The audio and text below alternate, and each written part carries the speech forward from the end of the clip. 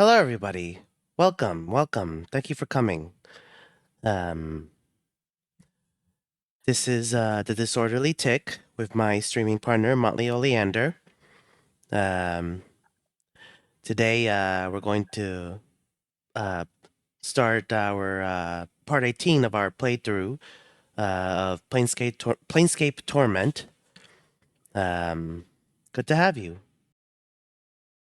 Hello, everybody. Good morning, good evening, and good night from wherever you may be sitting on this lovely evening. Where I'm at locally, it snowed a little bit and immediately evaporated the next day.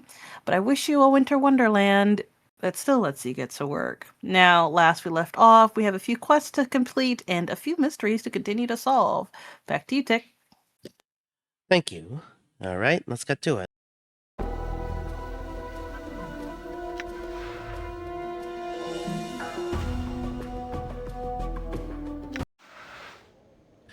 All right, let me check the journal real quick. Let's see. Do you mind So, if I watch as well, Tick? I'm missing yes, of something. course. Thank you. I appreciate. Always something I have to that I look over. Look, it's late in the evening. It's a nice quiet time. It's not that you forget, it's that unfortunately, it's just life. Hello, All right. Killer Fun Times. Welcome. Hi, Killer Fun Times. All right. Oh, that's fine. We just started anyway. But last time when we played, we got some more side quests done. Let's see, what was it completed? Ah, right, I remember now. We dealt with the with Triss missing contract that or missing loan payment documents that proved that her late husband paid the loan that was due, and we were able to prevent her from being sold into indentured servitude. And yeah, now we are in, I believe, the clerk's ward of Sigil, and it's a place that we haven't really explored yet. So we're going to start taking a look around and see what we can do there. Sounds like an excellent plan to me, Tick. Sounds like an excellent plan. Yes, it was a good time you looked at your phone. Welcome, Nikki Nightmare. Welcome, welcome. Hello, Nikki Also, Nightmare. Welcome. I'm gonna give a quick PSA. If you're looking for keyboards, avoid Epo Maker. I have this beautiful Epo Maker keyboard, and when I tell you this thing does not like to be connected at all in any way, shape, or form, it may be pretty, it may be aesthetic, but it's just that. Rant over. All right, Advocate. This man is dressed in soft blue robes covered with intricate designs. Despite their opulence, however, the robes look wrinkled and worn. You place the man's age somewhere between middle age and early 60s. The worry lines make an exact determination difficult. As you enter, the man turns slowly towards you. As he does, you are suddenly struck with a terrible sense that you know this man, or did at one time. Greetings. The man squints, as if trying to place you. Yes? Is there something that I can help you with? Who are you? Updated my journal. I am Giannis. He studies you and frowns. Were you looking for me? I don't know. What is this place? I am an advocate. These are my offices. Giannis's voice takes on an irritated edge. Do you seek counsel? If not, perhaps you had best test your curiosity elsewhere. An advocate? What's that? Updated my journal. Mort breaks in with a whisper. He's saying he's a lawyer, a counselor, one of those Burks who rattle their bone boxes at the courts. Giannis's frown deepens. An advocate provides counsel, helps others navigate the labyrinths of Sigil's legal system, arranges legacies for citizens to ensure that their property is divided as they choose upon death, defends those in Sigil's courts who have been wrongly accused. He pauses. Did you need help in any of these areas? Legacies? They are contracts that are deliverable at the death of the client. They provide specifics on how a person's possessions are to be divided upon the event of their demise. I have also heard them called wills. Are they anything like dustman contracts? Oh my, no. The dustman contracts, while they are deliverable at the time of the client's death, bequeath the client's body to the dustman. Not a pleasant business at all, but some who are poor of means find the dustman contract to be a means of support.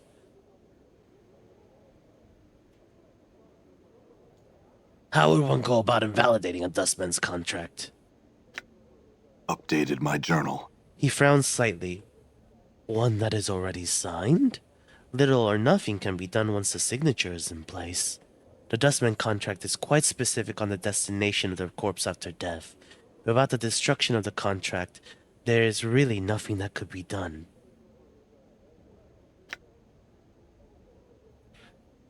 I see. Perhaps there is something else you can help me with? Very well. What is it I can help you with? Are you alright? You must excuse me. As of late, I have been beset by troubles. I'm afraid it has been a rather trying time these past few years. What troubles? Yanis sighs. I do not wish to burden you. I lost my daughter not long ago. There was also the fire, but that is another matter. A fire? There is nothing much to say about the matter. It was a strange, localized fire. I cannot imagine what would have been precious in the documents that were burned, but someone must have wanted them destroyed. Can you tell me what was burned? A number of old legacies were burned, and some mementos and other keepsakes of value only to me. I see. Tell me about your daughter. Dayanara? She was young. She had recently joined the Society of Sensation, the Sensates. Not an unpleasant faction, but she had also met someone there. She followed him on a journey, and there she died. Her he looks pained. I was not even able to recover her body.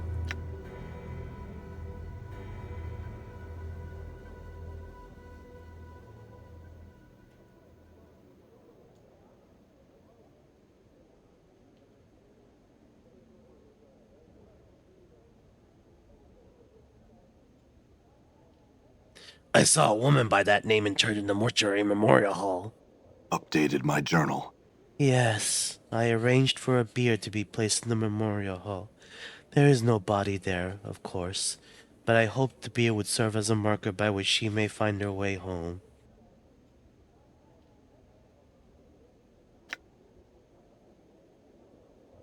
You say she was a sensate? Yes. He becomes slightly more animated, as if warming himself on a precious memory. She had joined them because of her gift, and the fact there was so much about the multiverse that she wanted to experience. The sensates lend themselves readily to the sharing of experience and sensation. Gift. Updated my journal. Oh yes. Yanis nods. My daughter had the blood of an oracle running in her veins, but it was an unreliable talent. At times, she could predict events before they took place. She had sight. She could see through time itself, sift through the threads of fate. Do you know anything about this man she journeyed with? Little. I barely even knew of his existence until she had departed. By then, it was too late to have known him. Do you know where she went on this journey? She never said. I am not certain she was capable of saying where they had gone. It must have been a terrible place. Oh dear. How did she die? I do not know. Her body was never recovered. Yanis's face turns blood red and his hands clench into fists. That is perhaps the most maddening part of this misery. I will never know what possessed her to run off like that, what happened to her, nor where her body lies now. A moment tick. Okay. So for the viewers, if you haven't quite clicked, this was the woman in the mortuary in our further back episodes, the ghost of our girlfriend. This is her papa. That is If correct, yes. so, I want you to imagine that right now you are talking to a dead man about his daughter to his face, and even you have no memory of her. I personally would go in the opposite direction. Back to you. Okay.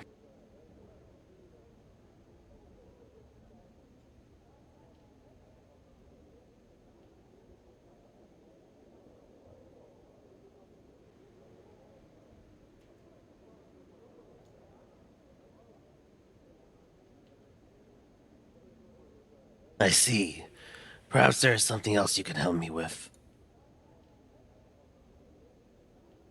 Let's see.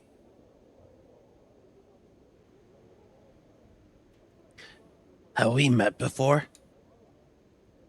The man studies you for a moment, frowning in thought. The wrinkles on his face become more pronounced as he does so, and you are again struck by the toll that age seems to have placed on him. No, yet you seem familiar. Yet. He continues to study your features, then shakes his head.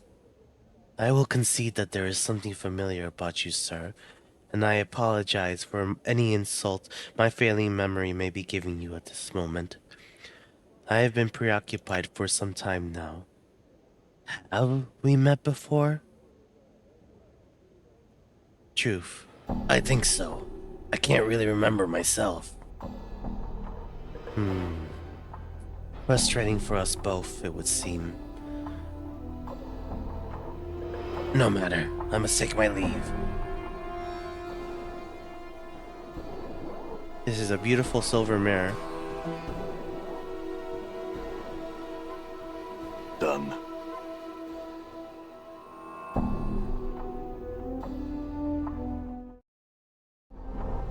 Maybe Dayanara will have something to say now. But Yeah, somewhat a visit. yeah, I was thinking of that too.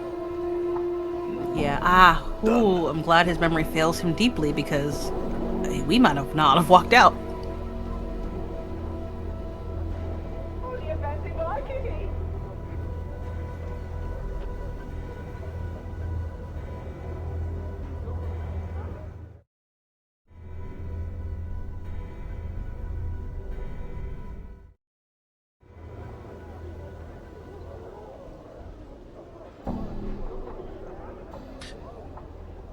This tunnel slopes sharply beneath the surface of the city.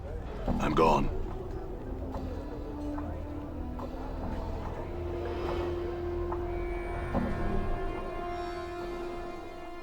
Let's see, Advocate, Finum the Linguist, Art and Curio Galleria, Curiosity Shop, Apothecary, Civic Fest Hall, Brothel of Slating Intellectual Lusts, Laura Ward, The Tailor, Undersigil, and Undersigil. Let's see.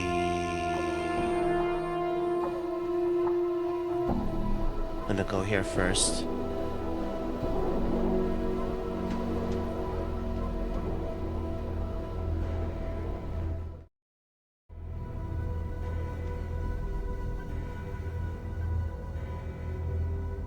I'm gone.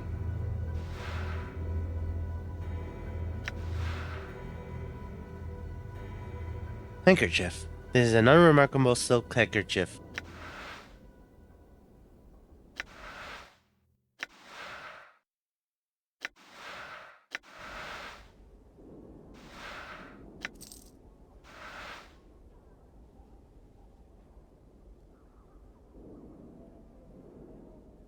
Aye?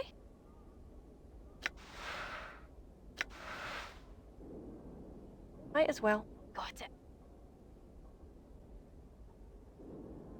All right.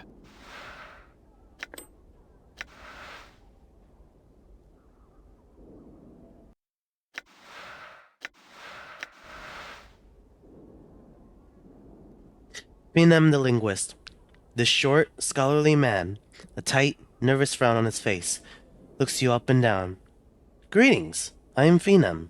I must beg your pardon, sir, but I care little for guests, invited or otherwise. So unless you've business with me, I would ask you to leave. I did have some questions. I would have you know that I am a scholar and a linguist, sir. While I shall happily entertain any questions regarding my field of study, language, and the like, I can be of no help to you in other matters. Never mind then. Farewell. Looks like he's looking for some book. That's probably gonna play into something that I'll find later. Definitely, but he was quick to shut you down. Ah, good evening, Lyric. Welcome. Welcome, Larry.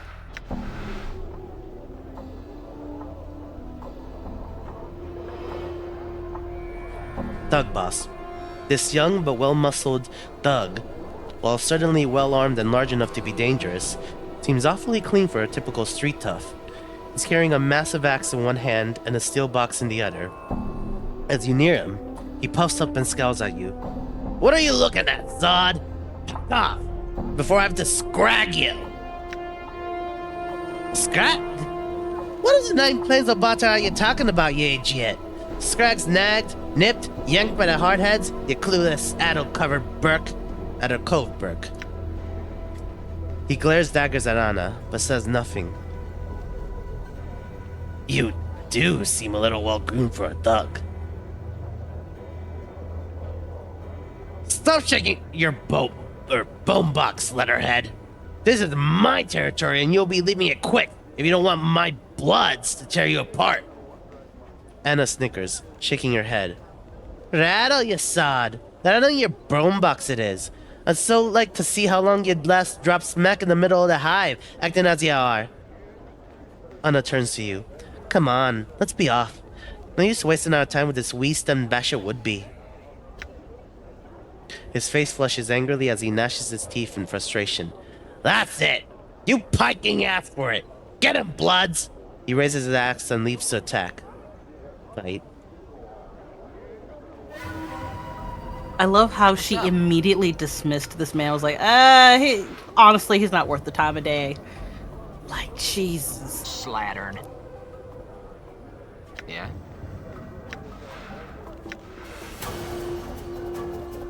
Endure. In enduring, grow strong.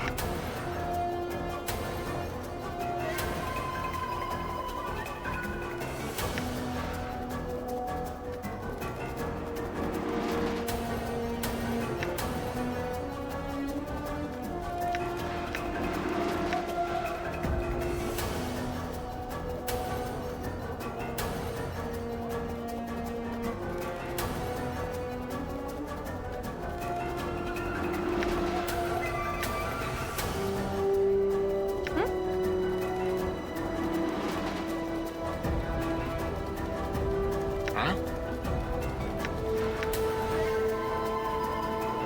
Stupid Yabo. What?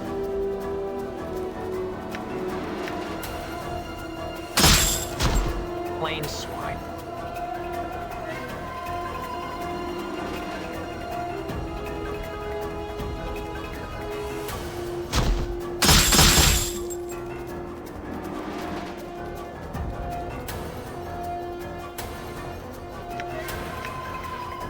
What's up, Chief?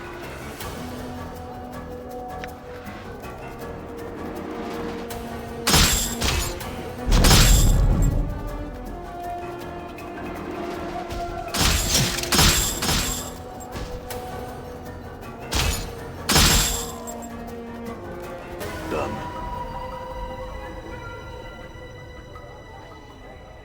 Ready.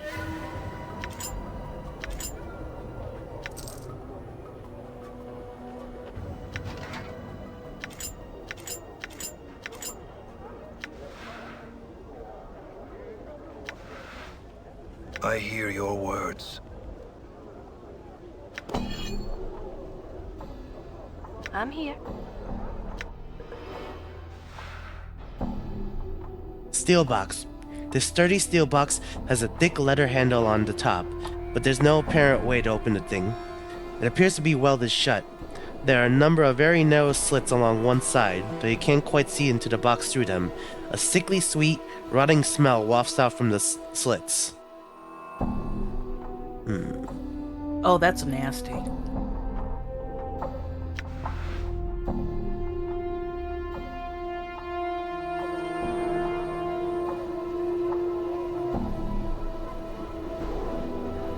All right.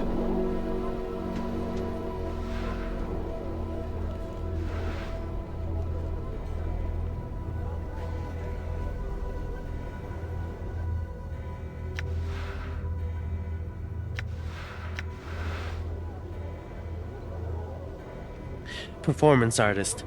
This man's face has been painted white. A pair of arched eyebrows has been penciled onto his brow, and red powder has been used to make small circles on his cheeks and accentuate his lips. He says something, but you can't hear him. His hands are pressed up against what looks to be an invisible wall. What? I can't hear you. He hangs his head, sighs soundlessly, and shrugs. He then steps back a bit, waves farewell to you, and begins to pantomime various actions, pulling on a rope, walking downstairs, and so on.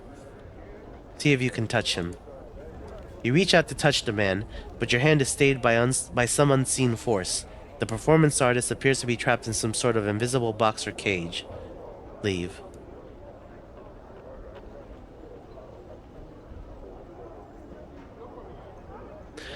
Kirksward citizen. This gentleman is closely watching some sort of performance artist, a confused expression upon his face. Greetings. The man turns to you, but the performance artist still holds most of his attention. Odd, no? Poor fellow. What's going on? Well, you see, that man is a performance artist. His act consisted of various silent impersonations, both of physical actions, pulling on a rope, being trapped in an invisible box, and of passerby. He happened to mock a passing mage's unusual walk and now seems to be cursed. He actually is trapped in an invisible box now and cannot speak. Ironic, no? A bit, yes. I had some questions. He continues to watch the silent, black-garbed man, shaking his head in response to you. Not now, sir. Please. Farewell. Wait. Tell me what's going on here, at least. Oh, that. Questions? Just a few questions. Really, sir? Really, sir? Come now. I'm sure there are many people you can speak with rather than me. Leave me to watch this in peace, will you? Farewell. Huh, burritos sound good.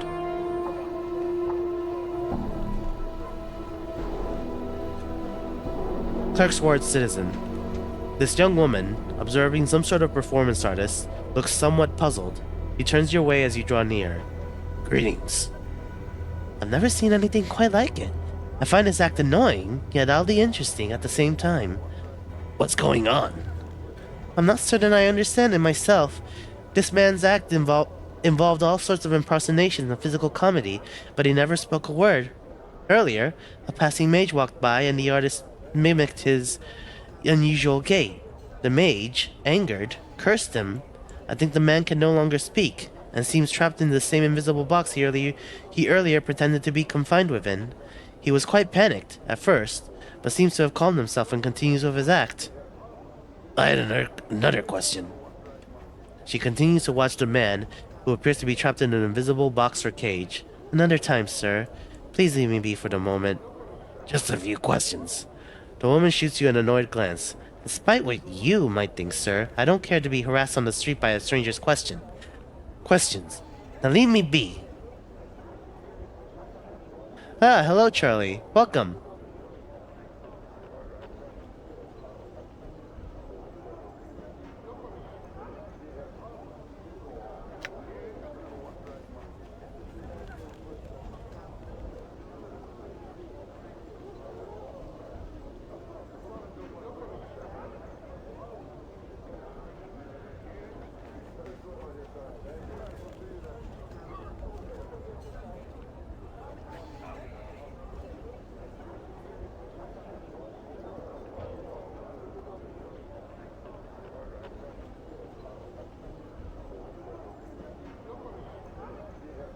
Clerk's Ward citizen. This young actor seems far too involved with giving his performance to pause and speak with you. You notice that, near his feet, is a felt cap containing a small sum of copper. Occasionally, the passerby will drop a coin or three into the cap. Drop a coin into the cap. Your coin lands in the cap with a soft clink. The actor, while stopping his performance, gives you a quick nod of thanks.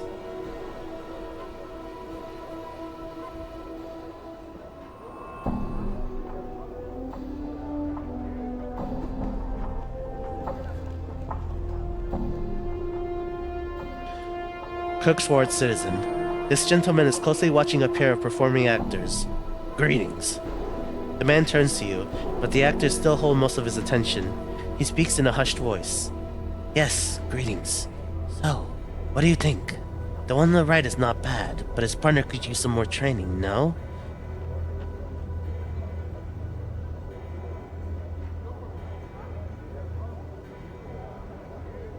I'm not sure, really.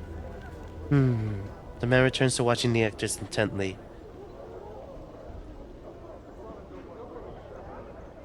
Cafe patron. This finely attired woman is relaxing here, enjoying the outside air while sipping at a beverage purchased from the nearby cafe. Greetings. Her eyes widen slightly as she takes your appearance in. She smiles uneasily. Greetings to. Suddenly, her eyes alight on Mort. Oh, what a cute little Mimir! Isn't he? He likes to have the top of his skull scratched. Truly? She remains smiling, but looks suspicious. Surely thou jest, sir. 'Tis only a Mimir.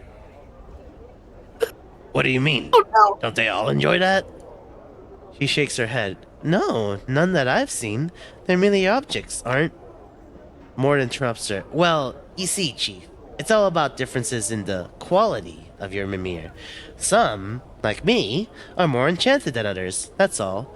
More, self-aware is the term. The woman shrugs. That could certainly be. I had some questions. She nods. Please, ask.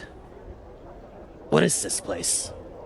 She looks at you as if you were joking and, realizing you're not, gives an embarrassed laugh. 'Tis the clerk's ward you are in, sir. What can you tell me about the ward? Well, the vast majority of the ward, where my duties keep me most often, is filled with record halls and administrative buildings. Not here, though. Your duties? She nods and rolls her eyes. My duties, sir, to my employer. I work in one of the many, many administration buildings here in the ward. What do you do there? She shakes her head, smiling. Please, sir, do me the favor of not bringing up that subject, would you? Not here, while I'm trying to relax for but a moment. So what makes this section different from the rest of the ward? The Civic Fest Hall, of course. The Art and Curio Galleria as well. Go on. Other places of interest might be the Advocate's Home, the Apothecary, the Brothel of Slating Intellectual Lusts, the Catacombs beneath the ward, and the Tailor. And that odd little curiosity shop, too. I have some other questions. What is of interest here? The Civic Fest Hall, of course, etc. Yep, same dialogue. Other questions. Where could I find work here? You seek only temporary work, correct? You don't seem the sort to be settling here, no. He pauses for a second, looking you over.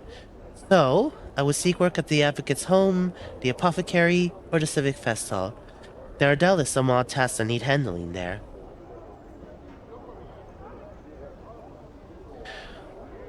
I wanted to ask about a specific place. I will tell you what little I can. The Advocate's Home. Advocates help argue cases, draft legal documents, and act as legal representatives for their clients. Mort hisses into your ear. Lawyer. The one close by, Giannis, is well respected and quite dependable. He has resided and worked within the ward a long, long while. I wanted to ask about somewhere else. Oh, I pressed on the wrong thing. Giannis's home is south of the gate to the lower guard, where you first entered this place most likely. It will be on the eastern side of the road. What can you tell me about the Advocate? Oh, okay. There we go. The Apothecary. The Apothecary sells various salves, potions, herbs, and the like. She frowns momentarily. The place's proprietors are a bit barmy, constantly sampling the store's stock. Good men, though. I wanted to ask about somewhere else. The art store. Ivana's Art and Curio Galleria is the most intriguing place. She has a collection of artwork, antiques, and artifacts from all across the plains. The brothel. A sensate establishment that exists to pleasure a man's mind and senses. It is run by a succubus, appropriately enough, called Fall from Grace. Sensate? Yes, their proper name is the Society of Sensation. They believe that the true nature of the multiverse can only be discovered through direct experience. I see. Go on. They dedicate their lives to experiencing as much of the multiverse as they can. They travel extensively, both across the planes and into the depths of their own minds and emotions. But they take it a step further, you know.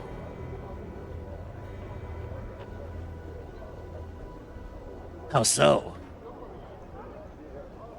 They actually have found a means of sharing their experiences with others, with the sensoriums. Sensoriums? The sensates have created a means by which they may take experiences, capture them in stones, and allow others to experience them. The sensates roam the plains and search their inner selves for experiences to share with others. Virtually everything they have felt or sensed lies in their sensoriums. Where are these sensoriums located? Within the Civic Fest Hall. There are sensoriums that are open to the public, and those open only to sensates.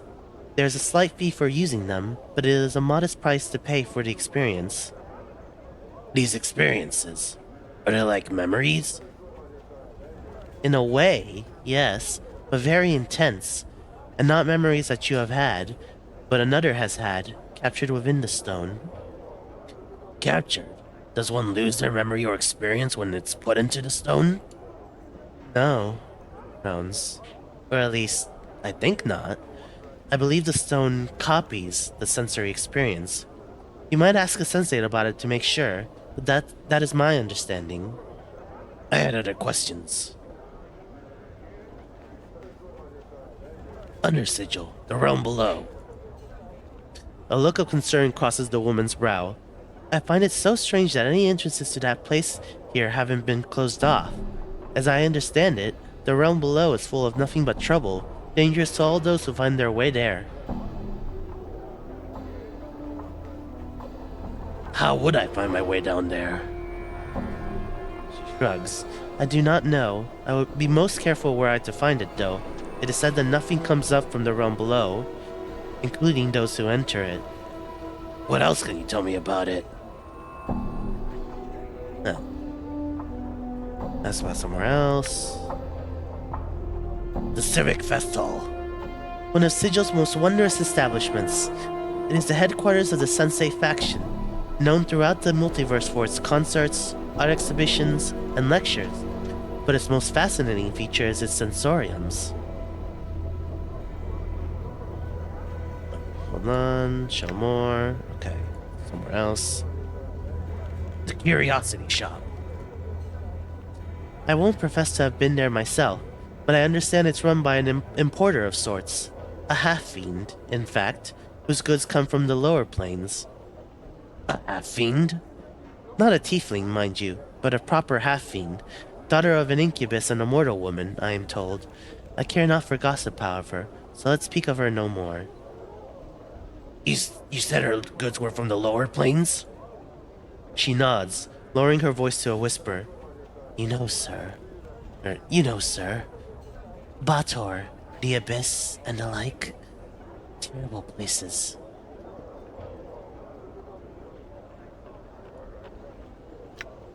The tailor. Goncalves is an excellent tailor, but he is short of temper and easily offended. I must warn you, sir, he will likely judge you by your appearance, and thus you might have a difficult time making a friend of him.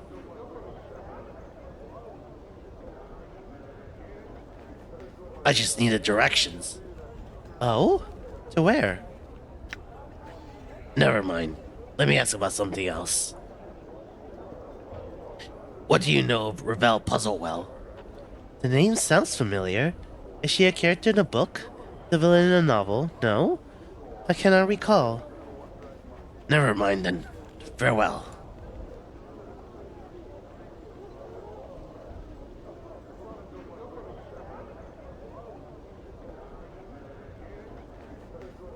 That was a Okay. strange conversation. Strange in what way? Just the way she dodged that last question. I mean, I think it's possible that it's possible that, generally speaking, like, what am I trying to say? Right. Like, there might not be that many people in Sigil who actually recognize or who actually know who Ravel is specifically. Like, I get the feeling that maybe once she was banished into a maze by the Lady of Pain, her records of her were probably scrubbed from the, or mentions of her were scrubbed from the records, is what I assume happened. True. Good point. Good point.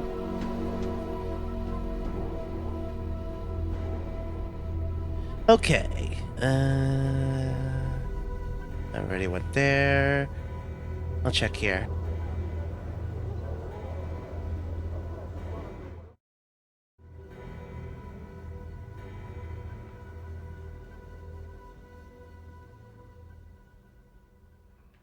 All right.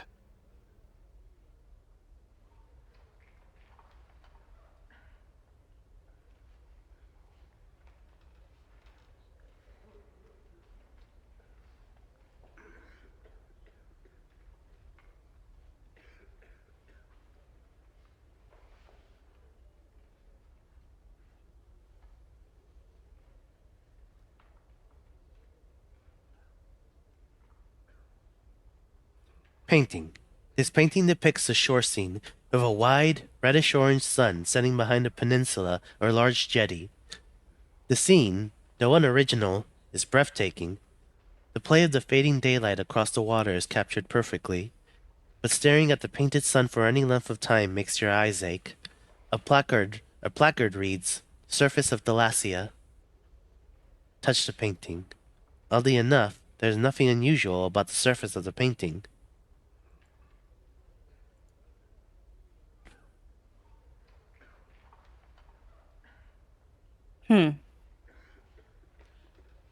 Dark birds of Acanthus.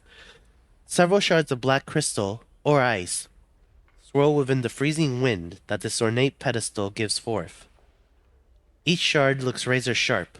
Touching or grabbing one could be perilous. A placard on the pedestal reads, "Dark birds of Acanthus."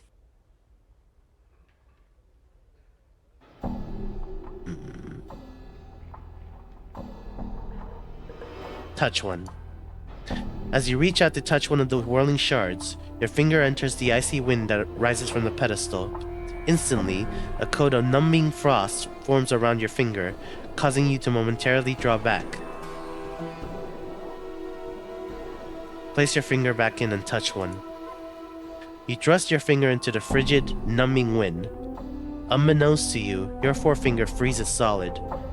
As one of the black shards spins into it, your fingertip breaks off with a sharp crack and goes skittering across the Galleria floor. The icy dark birds remain in their whirling orbit as you wait for your fingertip to grow back. Leave. Hope no one saw any of that. Good lord. That is hysterical. Grab one. Place your hand back in and grab one. You thrust your hand into the frigid, numbing wind. Unbeknownst to you, your entire hand freezes solid as you wrap it around one of the dark birds. As another of the black shards spins into your fist, your hand breaks off at the wrist with a sharp crack and goes clattering across the Galleria floor. Pick your hand up and stick it back on. Quick! You pick up the frost-covered fist and thrust it onto your bleeding stump, noticing that the dark bird you grabbed, a razor-sharp shard of black ice, has already melted away to nothing. It looks like you will have to catch it in something that will keep it cold. Eventually, warmth and feeling returns to your hand as your tissues thaw and regenerate. Leave. Hope no one saw any of that.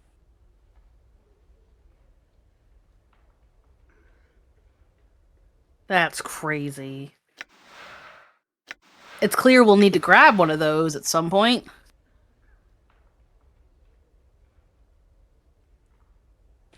This painting shows an enormous granite keep, a hideous thing, long and low, covered in leering gargoyles, suspended in what looks to be the night sky. A cloud of crimson and violet vapor whirls in the background along the right side of the painting. A placard reads simply, "The Library."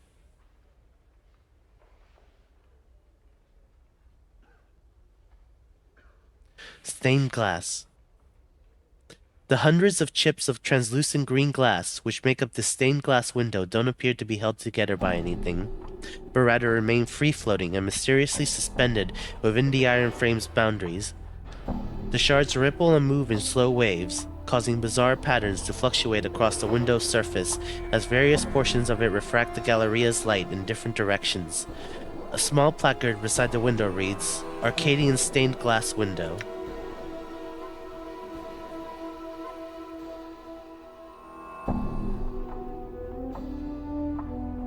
Touch the glass. You reach out to touch the undulating glass shards, but find you cannot do so. Your hand stops just short of the surface of the glass. Punch the glass. You succeed only in bruising your knuckles. The glass may as well be sheet iron. Leave.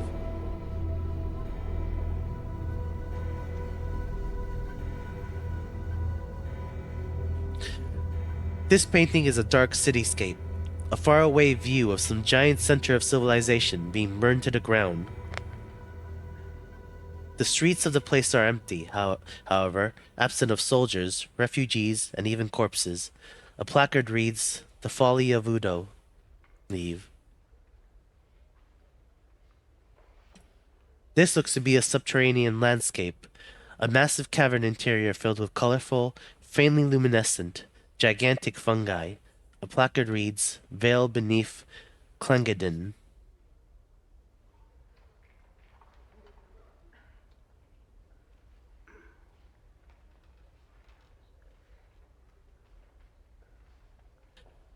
This is a portrait of a grotesque, hook-nosed old crone. The hag's flesh is a sickly blue-gray color. Her eyes glow red like the embers of a dying fire. Her chin, long and sharp, juts forward in an extreme underbite. Two yellowed canines protrude upwards from her lower jaw, like small tusks. The smile upon her withered, purplish lips speaks of a horrible secret. A placard reads, "Grey Hag of Oinos." As you begin to turn away from the painting, something in it draws your attention. A strange, tingling sensation arises in the back of your mind, a memory beginning to surface. Try and recall the memory. You recall standing, confused, in the maze of briars. The hideous crone from the painting is before you, cackling wildly. You grit your teeth in frustration, wondering why she's laughing at you. "My poor dear, lovely melting," she croons. "Why, that was your first wish." She points a single bony, clawed finger at your forehead. Your temples begin to throb painfully, and you can remember nothing more. Leave.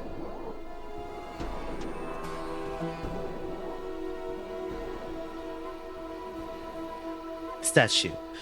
The statue looks like it is about to make some angry proclamation. The sculptor has captured the essence of fury magnificently. The chiseled tension lines around the neck and forehead alone must have taken many long months to get correct. Fine cracks run over the entire statue, and there is a plaque attached to its base. Read the plaque. The plaque reads, "This statue is believed to be the final fate of the Epheserian sorcerer Gangroigidon.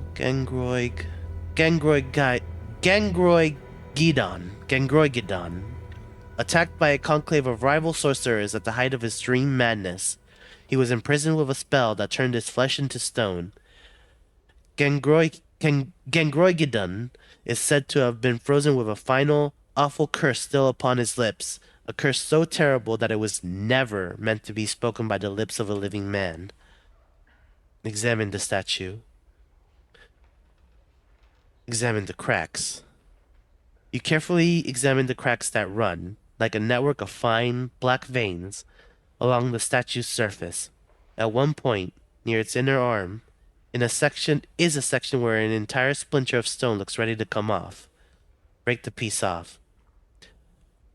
You reach for the section of the forearm where the cracks have formed, grip it firmly, and strike it with your forge hammer. There is the barest sound of metal striking on stone, and a splinter the size of a dagger snaps off the statue. Got it. As it comes free, you feel water begin to trickle on the back of your hand. You watch a tear well up in the eyes of the statue as a splinter of the arm comes off in your hands. You quickly and quietly tuck the splinter and turn away from the crying statue. Examine the statue. Read the back. Read the statue. Stone splinter. Fragile, breakable. This is a dagger-shaped fragment of stone taken from the statue of Gangroigidon.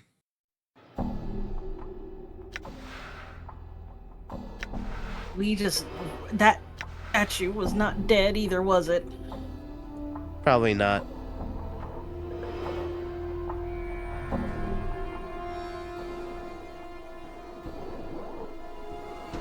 Ruby statue.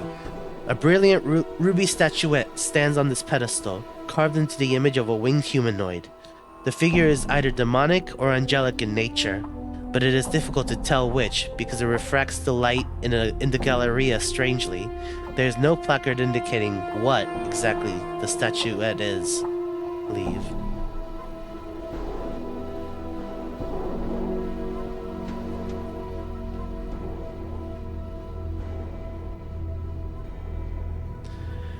The surface of this painting, a wild collage of vivid colors, ripples constantly, as if it were the surface of a pond during a light rain. A placard reads, "Wave Motion Study Number 7. Touch the painting." You place your palm against the canvas. You cannot feel the ripples themselves, though a cool, tingling sensation passes through your hand at first contact. Leave.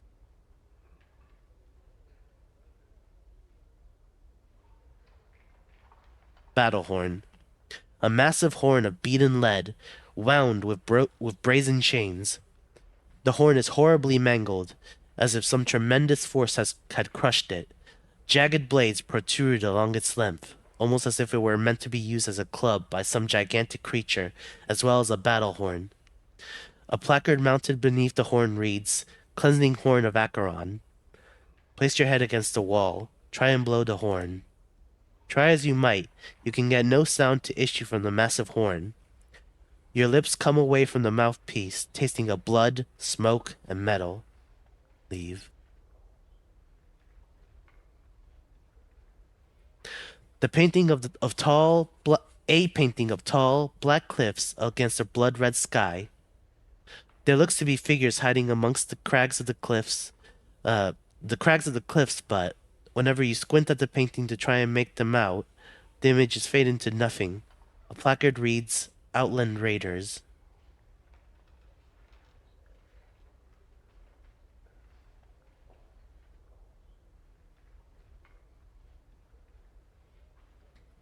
This painting, an abstract work of greens and purples, writhes and ripples as it's watched. Closer examination reveals that the actual painted image is changing, rather than the canvas itself. A placard states, "Moments glance from the walls of Makchma." Touch the painting. You place your hand upon the painting. As you had suspected, it is not that the canvas is physically moving, but that the painted image itself is changing. Leave.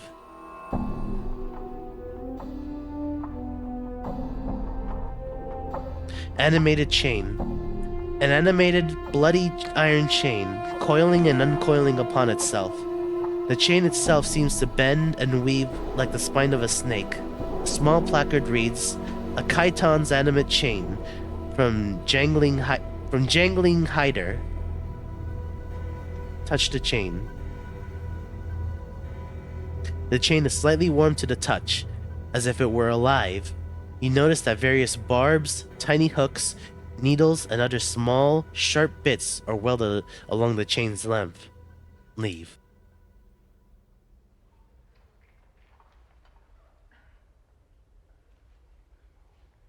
This painting shows what looks to be an... Hold on. Excuse me. This painting shows what looks to be an infinitely long stream of bilious green gas, stretching off into darkness.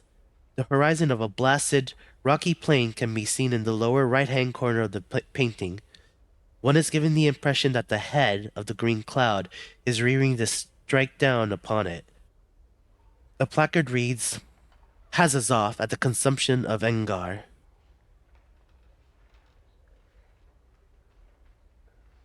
Leave.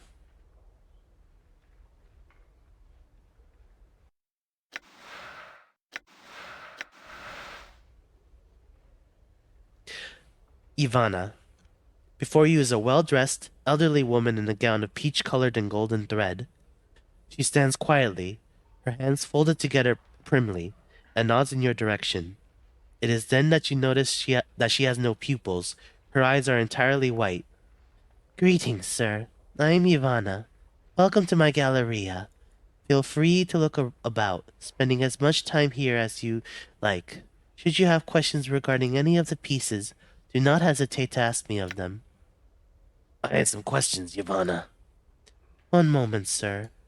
Your voice, it is heavy with age and wounds. Would you be so kind as to permit me to touch your face?" "Yes, go ahead."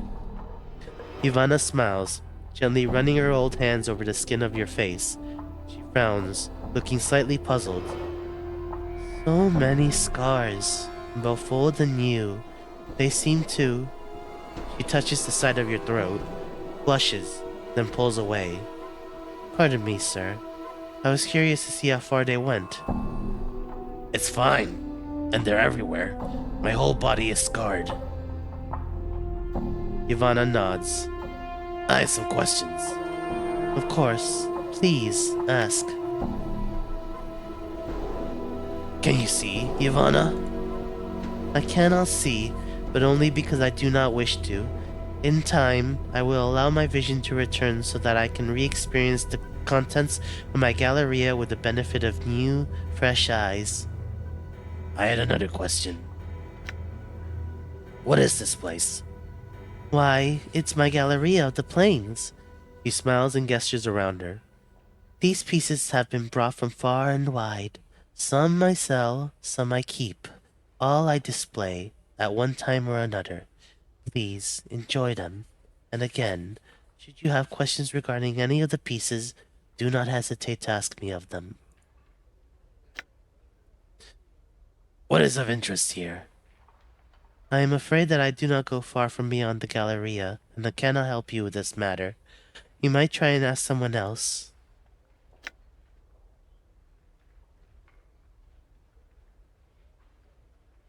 "I had a question about one of the pieces."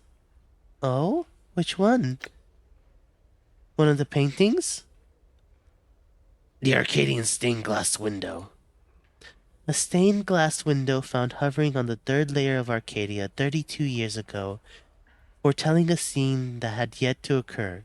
When the event came to pass, the images faded to leave what you saw behind. It is believed to have captured both the light and the darkness from the orb of night and day on Arcadia, then slowly release it, creating a brief but slow fade of dawning and dusk, but only within the glass itself."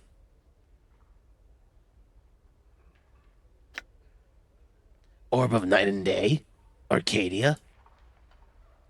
"Arcadia is a place of peaceful order. Also known as the Land of Perfect Good, the Orb of Night and Day is a sphere set in the top of Arcadia's highest peak. Each half emits either light or darkness. The turning of the orb gives Arcadia its day and night.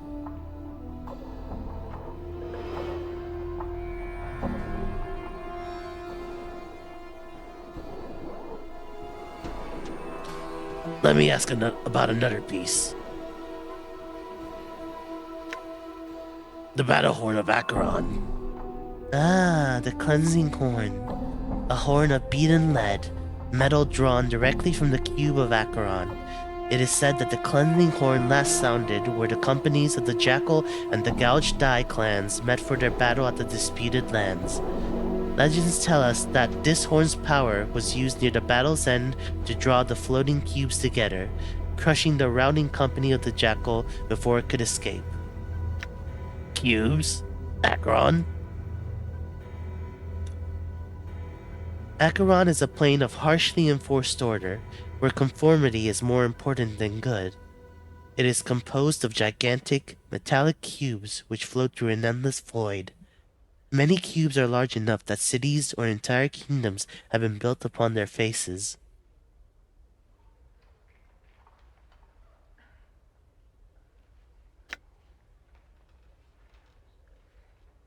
The Dark Birds of Ocanthus. Updated my journal. All of them are chipped from the great magical sheet of black, infinite ice that rests in the black belly of the plain of Ocanthus. Yavanna pauses, tapping her chin. It is said that this sheet of ice is the final destination of the river Styx, and that the recollections of all that have plunged into the Styx's memory-destroying waters still lie frozen within the ice.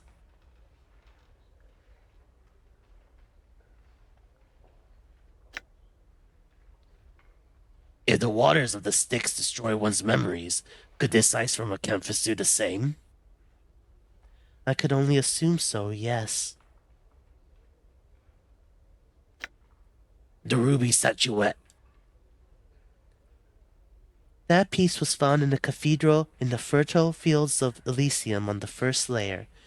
Amoria the Untroubled, where... hold on. Let me start over.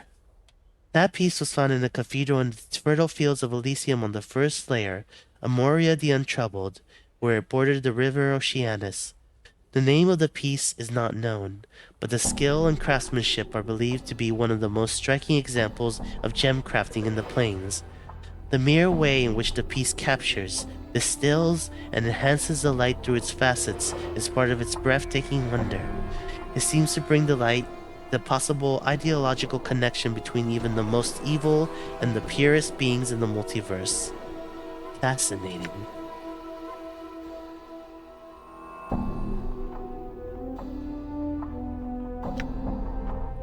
The Kainen's animate chain. The chain comes from the city of Jangling Hyder, the city of chains that hangs on Minaros, third layer of Bator.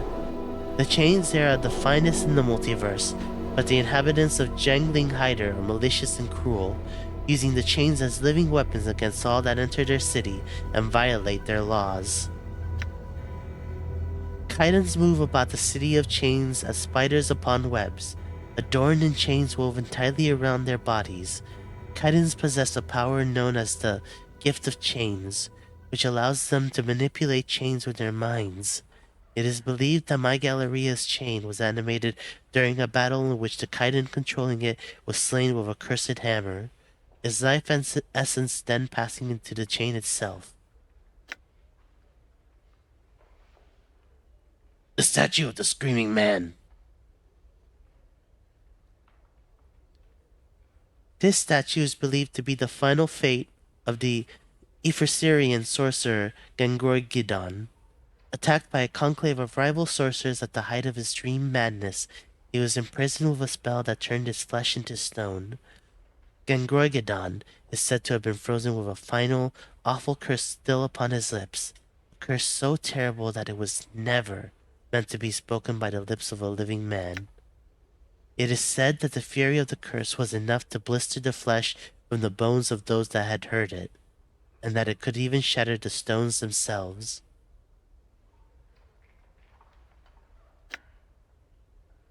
Yes, one of the paintings.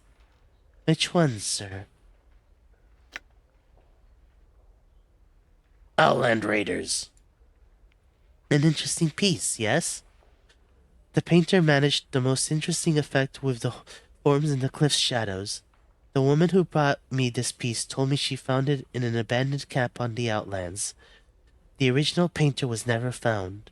Presumably, they were slain by the same raiders whose image they captured in the painting.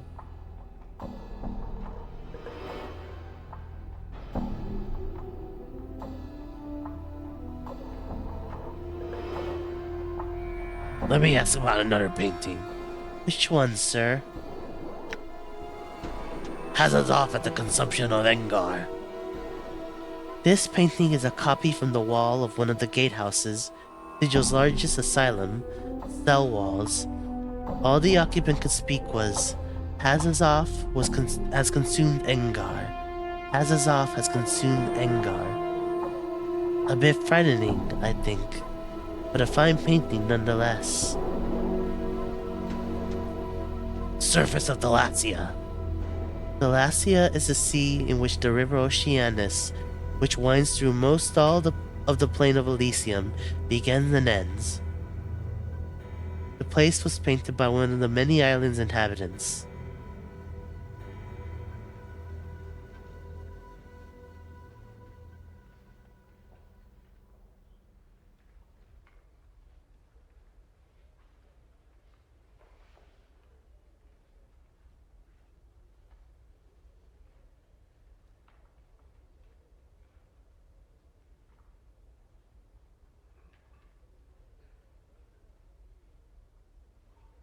The library. I know very little about this piece. It simply arrived on the doorstep of my galleria one day, swathed in black cloth and labeled, "From the Citadel." One knowledgeable patron hypothesized that it might be some great sorcerer's fortress, suspended within a demi-plane of their own creation. The Folly of Udo. This painting illustrates one of the legends of the prime world Goha. Udo was a wizard king of such skill and power that he set to casting a spell that would turn himself into a power, and the people of his great nation into divine servants.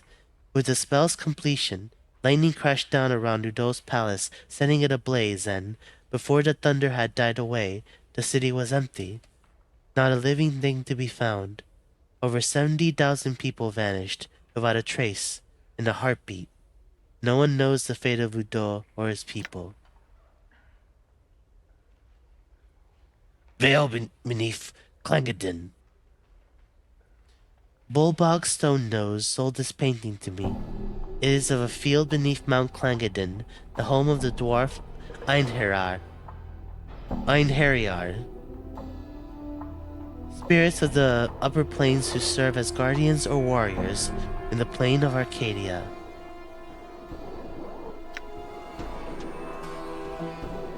Wave motion study number 7. A young man whose name I do not know sold me this piece. It was one of several he had, but the others already had owners, or so he said. I would so like to possess the entire collection, but alas, it oft seems some things are not meant to be.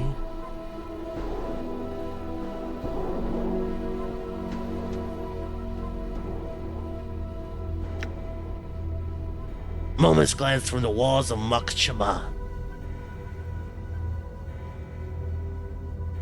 Makchama is a Githzerai fortress which floats in the plain of Limbo.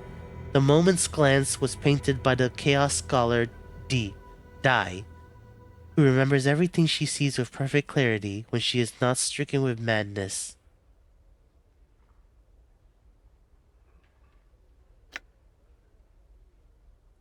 Grey Hag of Oinos.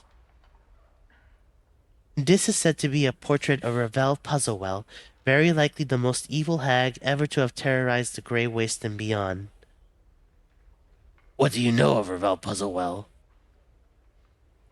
She is a night hag, one of the eldest Grey Sisters of the Wastes, who came to Sigil many centuries ago to pursue arcane experiments. It was believed that these experiments were against the lady's will, And that Ravel was thus banished from Sigil, imprisoned within one of the lady's mazes under the ethereal, where her body rests to this very day. Go on. Ravel was said to have been a master of riddles and puzzles, but it was believed that one riddle, one question in particular, was said to have plagued the ancient night hag. What can change the nature of a man? Go on. She issued a challenge to any who were interested.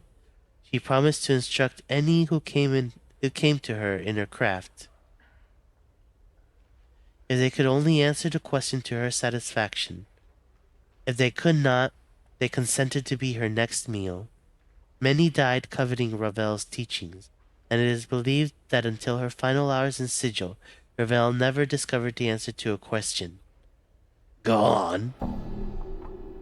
Ravel's crime was believed to be some means of trying to shatter the cage, trying to crack open Sigil itself for some unknown reason.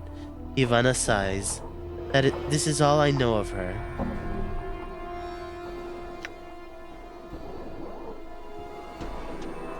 Never mind, actually. Farewell.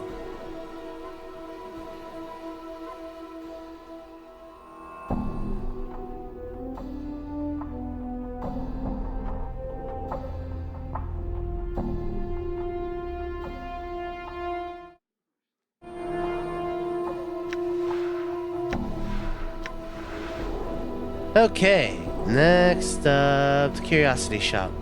I'm gone. I really liked that museum spot. That was a very unique location for sure. Yeah, there was a lot of interesting tidbits there. Shelves full of mugs, plates, books, decanters, candle holders, and other bric-a-brac. Most of ours are of strange metals or minerals, and many of the books appear to be bound in flesh.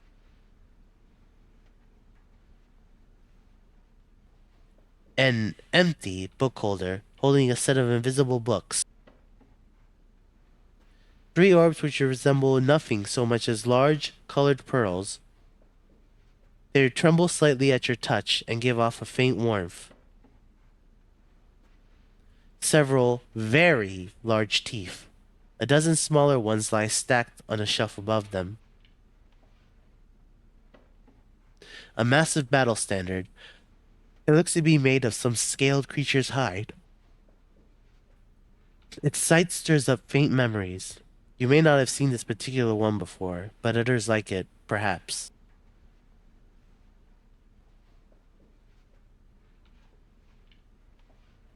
These swords are beautiful, worked with delicate engravings and inscriptions. They are merely decorative, however, unsuitable for use in combat.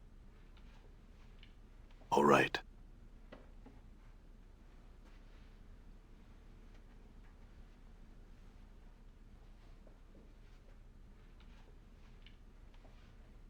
Standish. This downtrodden little man scurries about the curiosity shop, dusting, cataloging, and moving things about for the place's proprietress. You notice he smells faintly of onions. He glances up at you nervously as you approach him. Please, sir. I cannot speak with you. I have work to do, and my mistress simply won't allow it. I just had a few questions. I'm sorry, sir, but I can't.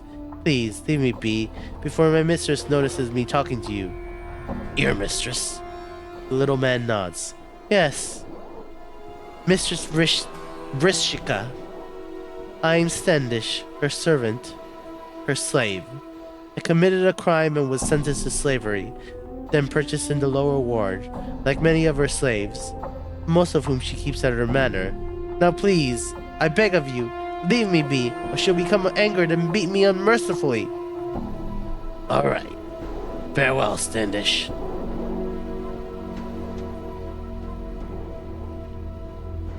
Vrishika. This sharp-featured woman's appearance is attractive, though somewhat disturbing, with her blue-black skin and bright yellow eyes. As she examines you, a small pair of bat-like wings unfold from her back, then seem to settle back into her skin. Well, well. A floating, disembodied, prevaricating skull. Oh, a floating, disembodied, prevaricating skull. She narrows her eyes. You're the scarred man who's been going around asking all the questions. She looks you up and down. You sure look lost. Did you want to come in, really? Or are you just casing the place because you have nothing better to do? Because Vrishchika, she indicates herself, can help you. What is this place? What you see within this shop is a result of much trading and traveling across the plains. She makes a sweeping gesture of the shop. Weapons, charms, and other specialty items are for sale here as well. Everything that is rare and oh so exquisite fills the emporium. Your needs, I sate them. I had another question. I'll entertain any questions about the merchandise, but I'm not going to be drawn into one of your famous 20 questions about anything around the spire. Understood? What are you, Vrishchika? Vrishchika sighs loudly. An Alu fiend. A half-demon. My mother was Tanari, a fiend, and my father a great king of mortals. Such a rude question. But then, you're rather rude-looking yourself, aren't you? What do you mean by calling Mort prevaricating? Prevaricating. Misrepresenting. Perjuring. Dissimulating. Lying. Oh, did I say that? I'd meant a floating, disembodied, pontificating skull, as in dogmatic, always stating an opinion in a self-important manner. Vrishchika smiles innocently. I had another question.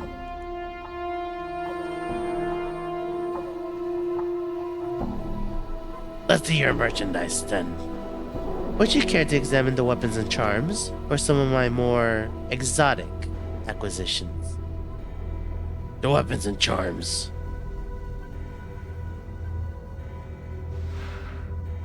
Hammer of comminution. No, comminution.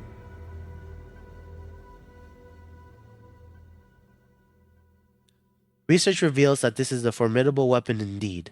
Far superior to a normal sledgehammer, this warhammer, also called the Hammer of Comminution, delivers a devastating strike that not only inflicts crushing damage, but also fractures any surface it contacts, whether bone, metal, or wood, inflicting extra damage. And if the victim survives, it also softens him up for the next attack. The Hammer of Comminution was used extensively by Enote, a Doomguard priest, in 14 EU. A philosopher who was prone to violent mood swings while debating theology, he was known to espouse the virtues of the hammer as a means of furthering the decay of dead matter. Whether or not what he struck with the hammer was dead or alive before the blow is open to debate.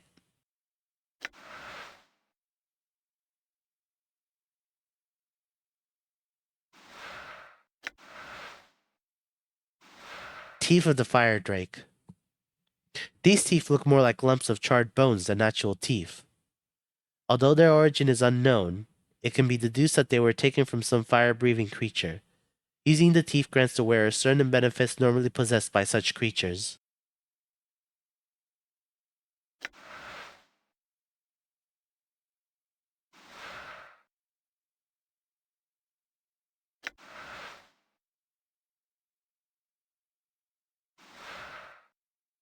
Magnifying lens. Usable only by Modrons. This snap-on lens is good for examining things up close, but makes for a poor sighting scope.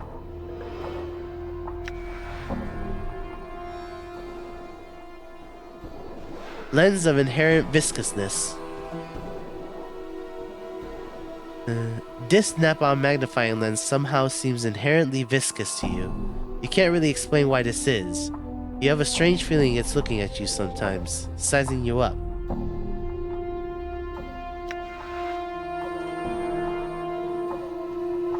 Dread Bond.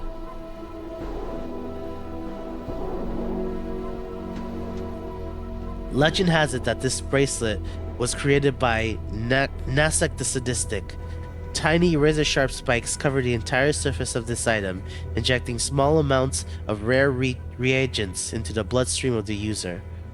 The effect of these chemicals causes the user to feel a constant adrenaline rush of strength.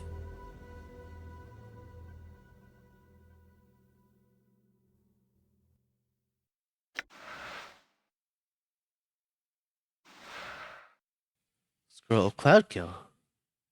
Clouds of death stream forth from the caster and send those not strong enough on a free journey to the deserved plane of rest. A billowing cloud of toxic vapors are created that is so deadly that it will slay any creature with fewer than 4+1 HD. HD probably helps something. Cause creatures with 4+1 to 5+1 HD to roll saving throws versus poison at -4 penalties or be slain. And creatures up to 680 to roll unmodified saving throws versus poison or be slain. Those above 6 HD suffer 1 to 10 points. Neat. Damn. Spider bracelet. In actuality, this is a living spider and not jewelry. When attached to one's wrist, the spider will sink its fangs into the user's flesh and feed from the host, providing both beneficial and detrimental effects.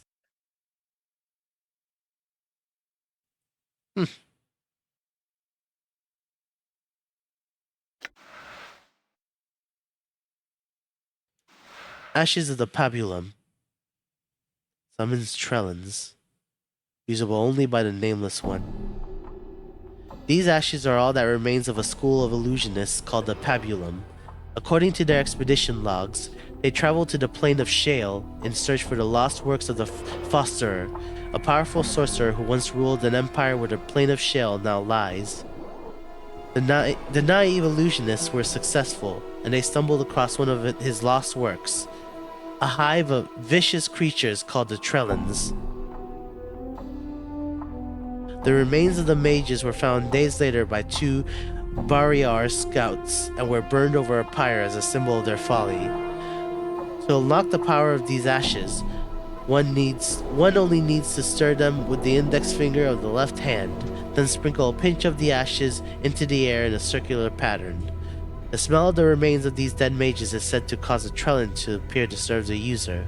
No one knows where the Trellins originated from, but they seem to combine the worst characteristics of demons and insects. They seem to bear an insane hatred for mages, but the reason for this is unknown. Jeez.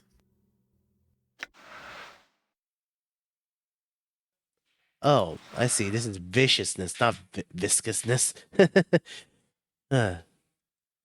This magnifying lens somehow seems inherently vicious to you. I don't know how I misread that. Honestly, when you're doing a whole flow of dialogue, it could be pretty quick and pretty easy to miss.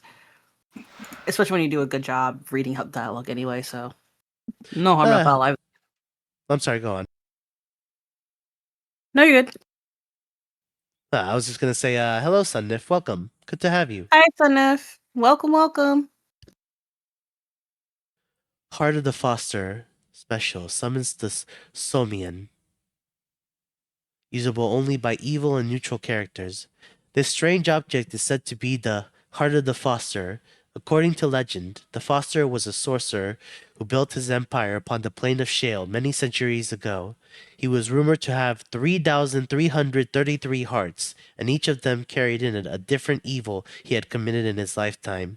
One of the evils he committed was the discovery of how to summon the Somian and bind them to his will.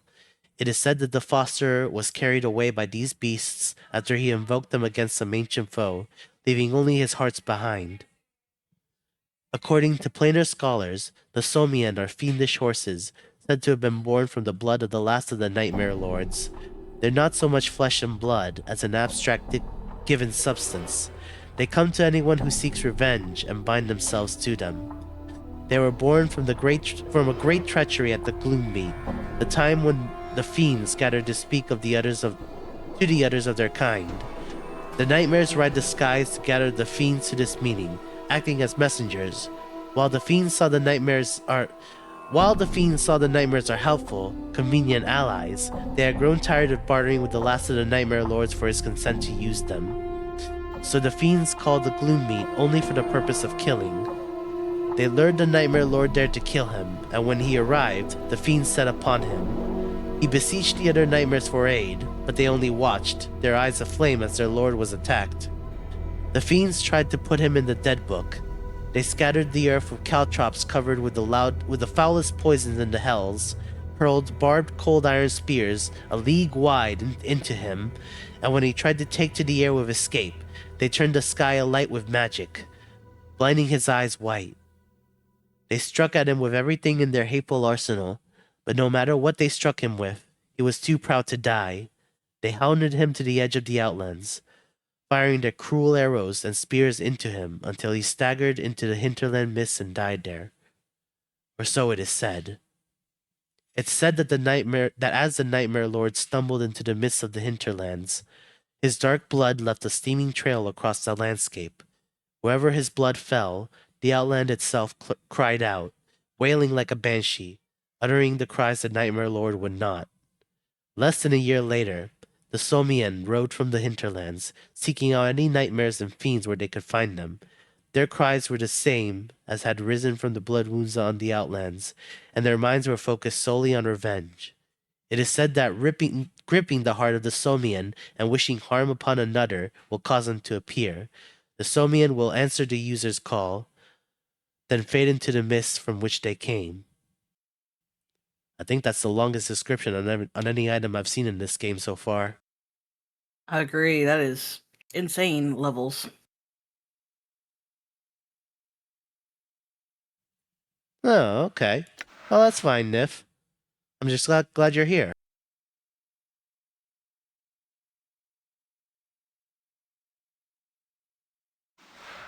Yeah, it was. Let's see. Okay. This is cost that much.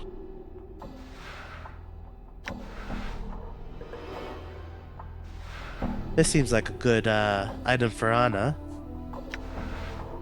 I'll buy this for myself. What does this do? That and that. So I do have Baldur's Gate 3. I only played it briefly because I think we've actually had this discussion before. Basically, a friend of mine and I both had the game and we were playing it together, but I think he sort of broke off and played the rest of the game on his own, and I never got into doing the same myself, so it's still something I need to play through, and I know it's a great game, I just haven't gotten around to actually playing through it. Hey, it'll be worth a good watch through, though.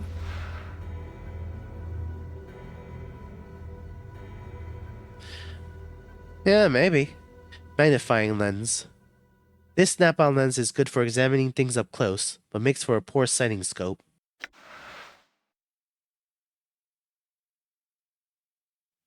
Okay. Let's see. Definitely gonna buy this. Oh, nice. Yeah, it would be nice to play through the game with somebody. I would like to do that.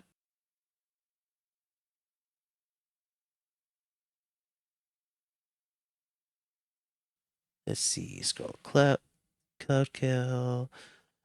Let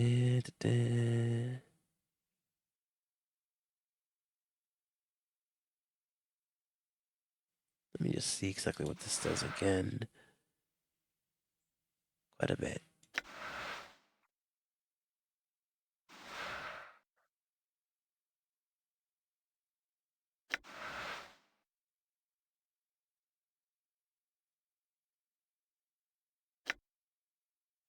Okay, I'll buy those two.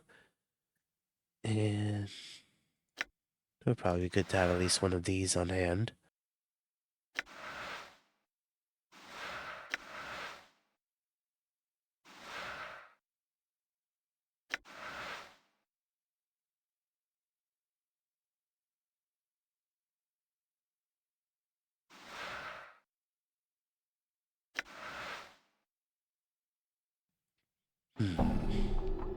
Yeah. I'll probably buy this later once I save up the money for it.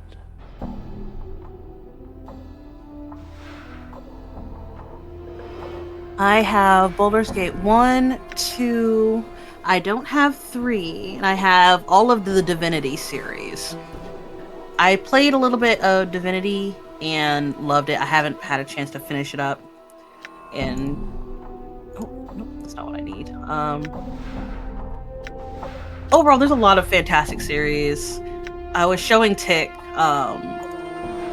what was it? Elder Scrolls Arena, but it has a lot of little quirks to work through.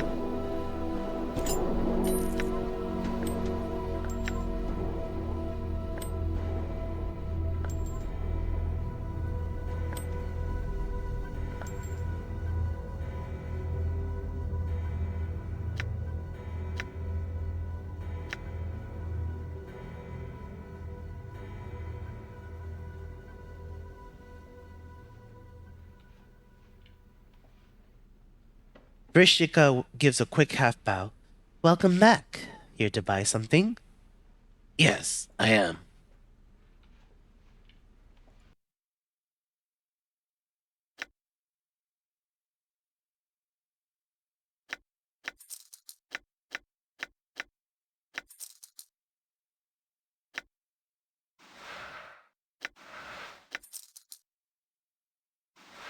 How dare the man? How dare he?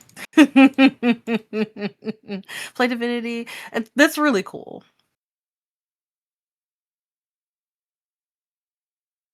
Hmm.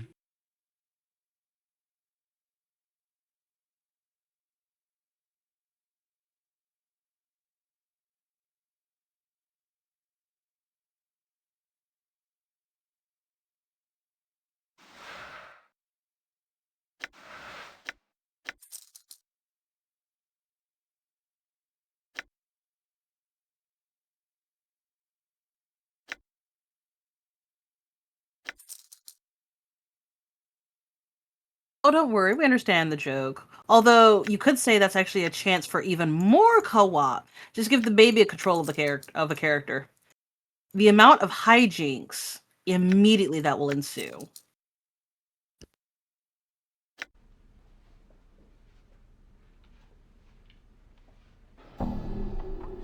The exotic items. Vrishika smiles as you look up at the various shelves in the middle of the shop. If you see nothing you like here, there are more items towards the front and the back of the store as well.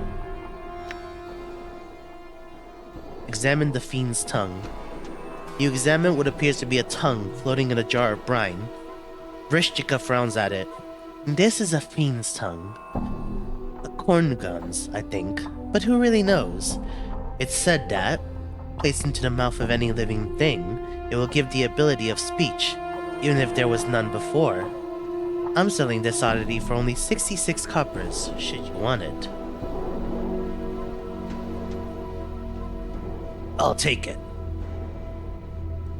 Yes. Yes, Vrishika purrs. A wise choice. The copper you pour into her hand seems to disappear the moment it touches her palm. She hands you the item. Please, enjoy your newest acquisition. I'd like to take a look at the exotic items again.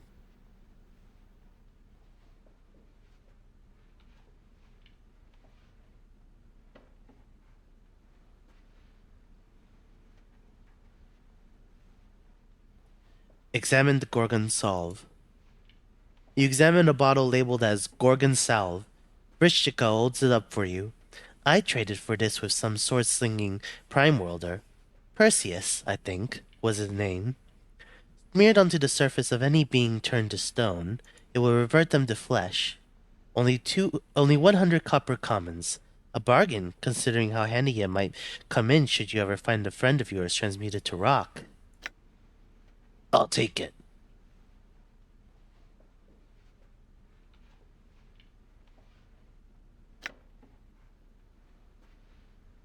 Examine the monster jug. You examine a plain-looking jug.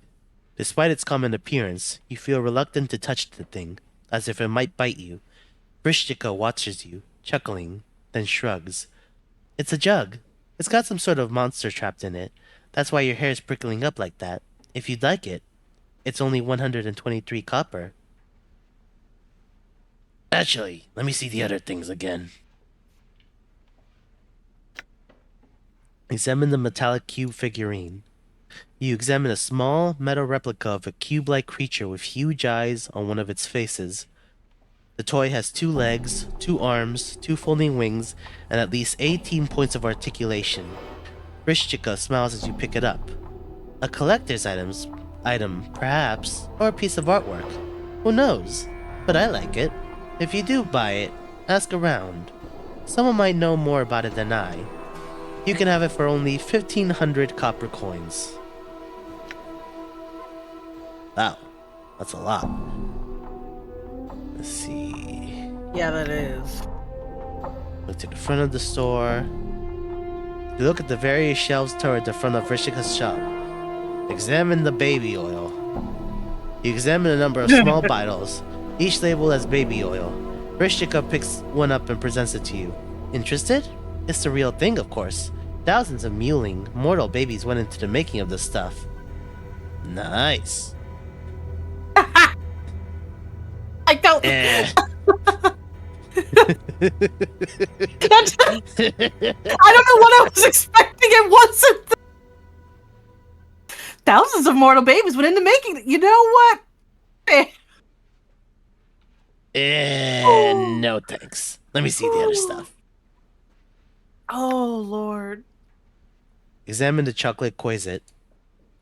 You examine a twisted little imp-like creature, sculpted out of pure milk chocolate. It looks delicious, does it not? Imported from the lower plains. These are rare, you know, and quite prized by lovers of chocolate and confections. It's a real Quasit, a fiendish familiar, polymorphed into chocolate by powerful sorcery. It's only 199 coppers. Actually, let me see the other things again. The Codex of the Inconceivable. You examine a rather unassuming book held closed by a tiny brass lock. That, coos Vrishchika, is the Codex of the Inconceivable. I'll only say that it's just... Well, I cannot explain it. Mere words simply won't suffice. You can own it yourself for a mere 1,000 copper commons, and believe me, it is well worth it.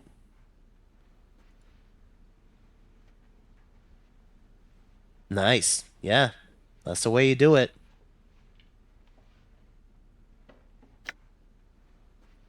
Examine the Deva's Tears. You examine a small glass vial labeled as Deva's Tears. These were collected from a Deva who was captured during a Blood War skirmish. The fiends tormented the imprisoned angel for eons before he at last escaped. This small bottle holds the 12 tears he shed in that time. Their price is but 100 copper commons.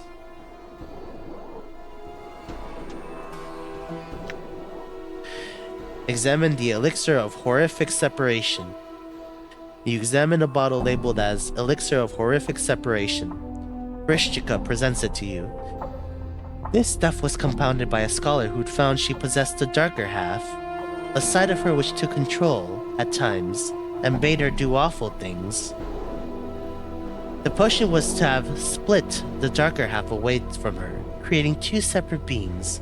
Mercy killers, however, found and executed her for a string of depraved murders before she could use it. I charge you only 200 copper commons for the elixir.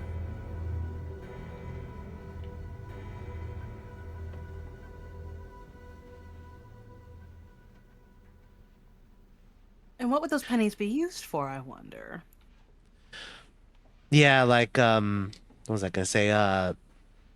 I've noticed that I've been accumulating a lot of coppers, but I've noticed that here in this area in particular, well, actually not even this area, just this specific shop, I've found a lot of things that are that seem to be very worth the price that do that do cost a lot of coppers.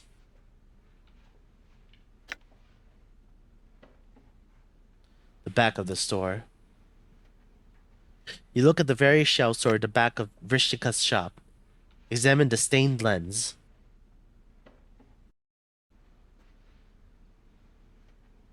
You examine a stained ground glass lens the width of your hand, held in brushed steel ring. A small, geared protrusion coming off the ring makes it look as if the lens should attach to some sort of clockwork machine, and it smells faintly of horrible perfume. Vrishchika holds it up for you. I've no idea what this really is, but it radiates fairly powerful magic. An old soldier named Geises brought it up to me from a lower plane battlefield. He'd murdered his own men in order to escape his tour of duty there, and brought me a number of interesting items he collected over the course of the campaign. I've kept them mostly as a conversation piece, though you may have it for 149 copper coins, if you'd like.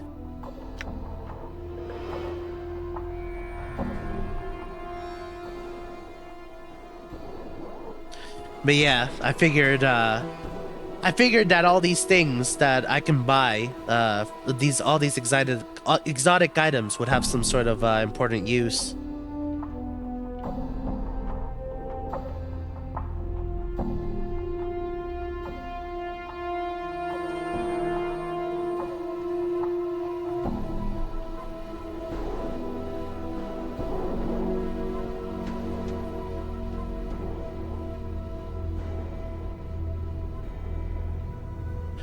Like this in particular, this stained lens. Just reading what Vrishka, or how Vrishka describes this item, and the person who she got it from, I get the feeling that it's possible that this would be what lets me get into the tower in the lower ward. Specifically, he'd murdered his own men in order to escape his tour of duty there. Like, the reason I'm thinking that is because what seems to be the prevailing thought is that in order to get into the tower, you have to not want to get into the tower. Good point. Nordom. I've never found Nordom. I don't know what that refers to.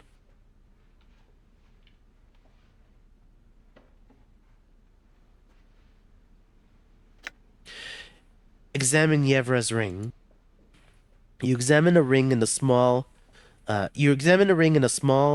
padded case. Vrishchika holds it up so that you can see it more closely. This is Yevra's ring of almost invisibility. It makes its wearer invisible. Well, almost. I will part with it for the meager sum of 349 copper commons. Examine the rune-covered Aelstein. You examine a large pewter Aelstein covered in strange runes. Vrishchika holds it up for you to see more closely. An ale mug of unusual manufacture, which keeps its contents, usually beer, of course, icy cold, whatever the surrounding temperature. Ah, this is what I'm gonna need in order to pick up the dark birds. Yes. 299 copper commons, and you'll enjoy the frostiest ale you've ever had outside the paraplane of ice. 299 copper commons. Okay, yeah. I'll take it.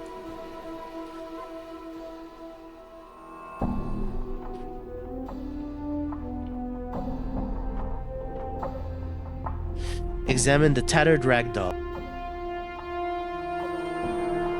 The years have not been kind to this tiny ragdoll. It is coming apart at the seams, and it looks like its threads are unraveling. It is obviously intended to be a replica of the Lady of Pain, but the button eyes and its plush softness don't strike much fear into your heart. Vrishchika holds it up for you. This was found in a well-trapped strongbox sunk deep beneath the surface of Sigil. It was part of a small hoard of treasure and forbidden magical texts, though I don't know what it's for. If you like it, it's only 99 copper coins. No thanks. Farewell, Vrishchika.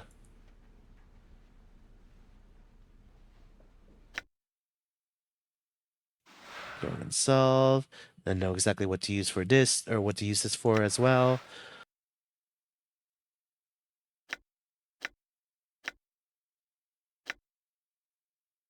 I'll be I'm right gonna- back. Okay.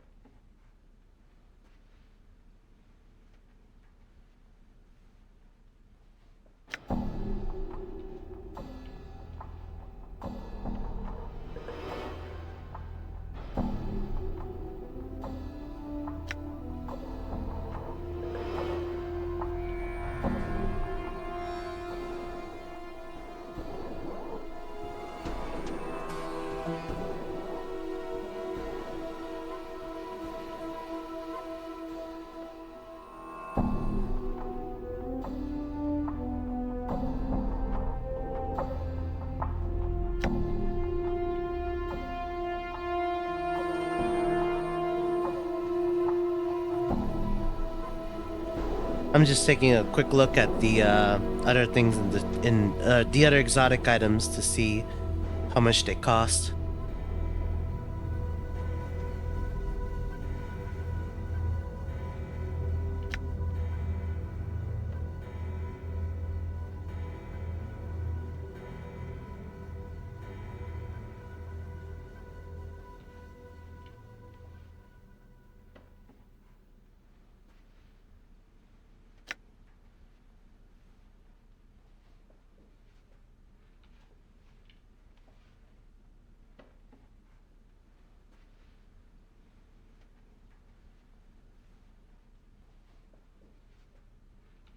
All right, let's see. This is the second most expensive thing. Actually, I'll buy the most expensive thing, which is this, the metallic cube figurine.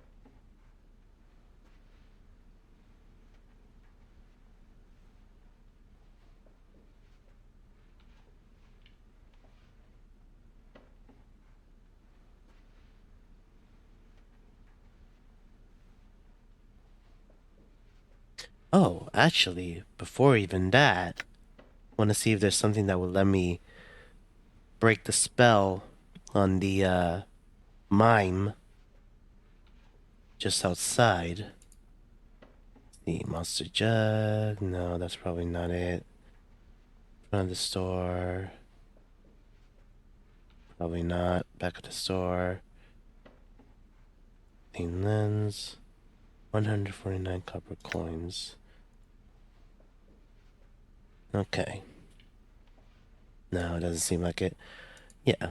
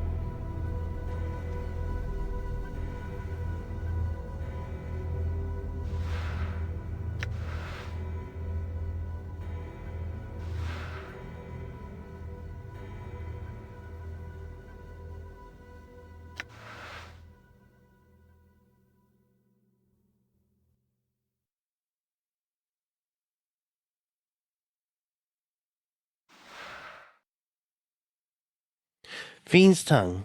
This is the fiend's silvery tongue floating in a jar of brine. It's said that once placed into the mouth of any living thing, it will give the ability of speech, even if there was none before. Gorgon Salve. A small bottle labeled as Gorgon Salve. Smeared onto the surface of any being turned to stone, it will revert them to flesh.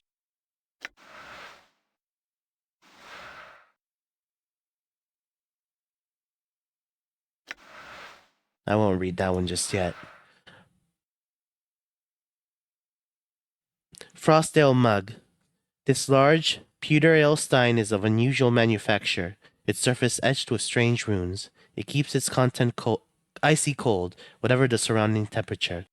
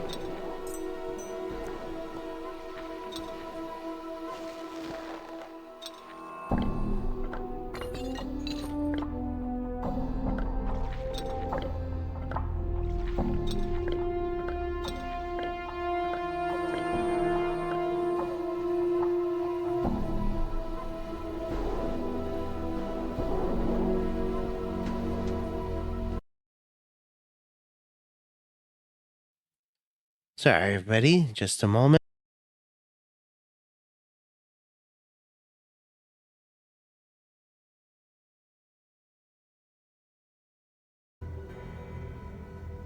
Okay.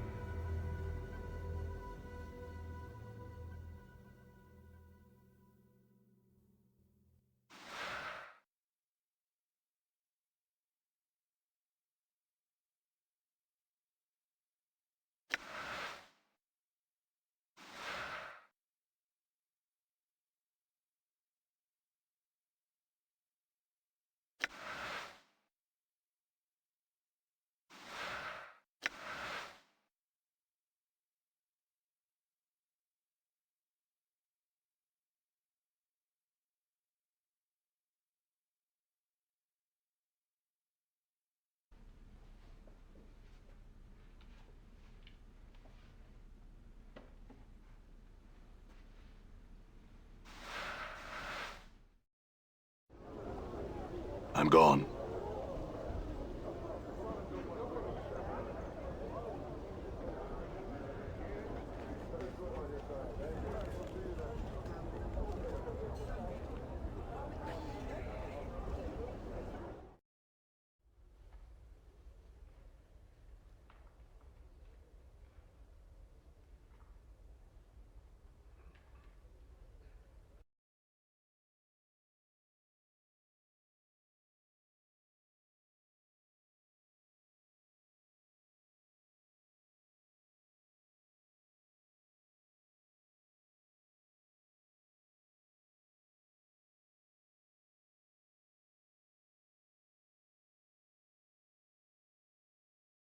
Done.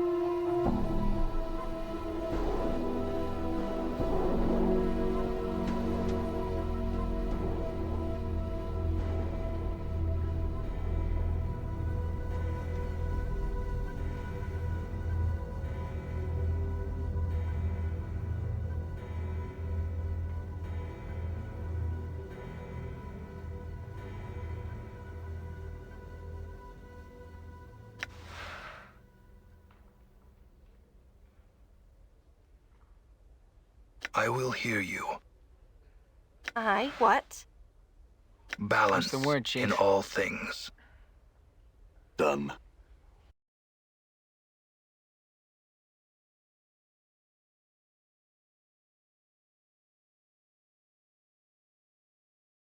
Hug me. Or kiss me. Done. Okay. Well, I'm not sure what Motley Oleander is doing at the moment. I can only presume that she's stepped away for something important. So I'll just continue on as normal for now. Okay, apply the Gorgon salve to the statue. You smear the foul-smelling ointment over the statue. There is a strange shimmering around the statue, and you watch as the statue... excuse me. And you watch as the statue takes an intake of breath, and the eyes of Gangroigadon fill with a blazing, vengeful madness.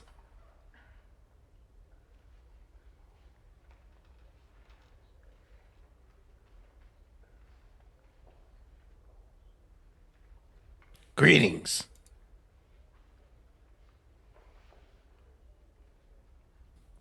Before you can do a thing, a blazing torrent of words flies from the sorcerer's lips. As he speaks, you feel an agonizing sensation, like a sudden wave of raging heat, pour over you and settle into your skin like a blistering wound. Blindness strikes you as your eyes burst, running from their sockets like shattered eggs. You hear someone screaming, and realize it is you. Wait for the horror to end. The last things you hear, even over your own cries, is Mort shouting, New taunts, alright. By the lady's bladed teeth! What a... Everything suddenly falls silent as the last of your senses flicker and fade away to nothing. Die horribly, a victim of Gangroigadon's awful curse. Ah, talk about beating a dead horse.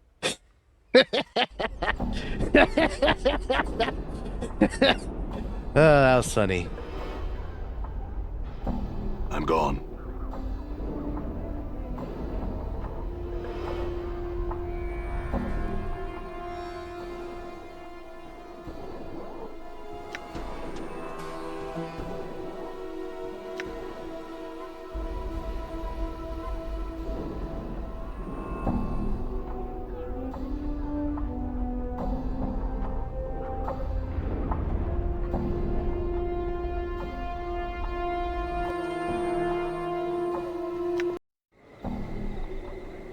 All right.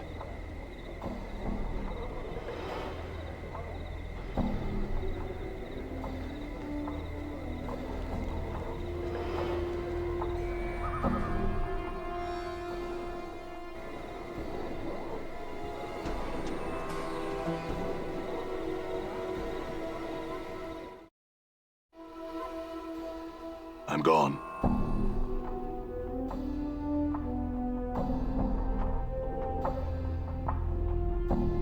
The statue, in truth the once petrified sorcerer Gangroigadon, is simply gone, presumably having walked off without leaving so much as a note of apology.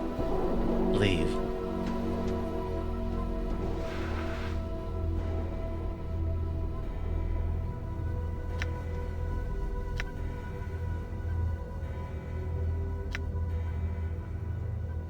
Now I really wish, Oleander was here.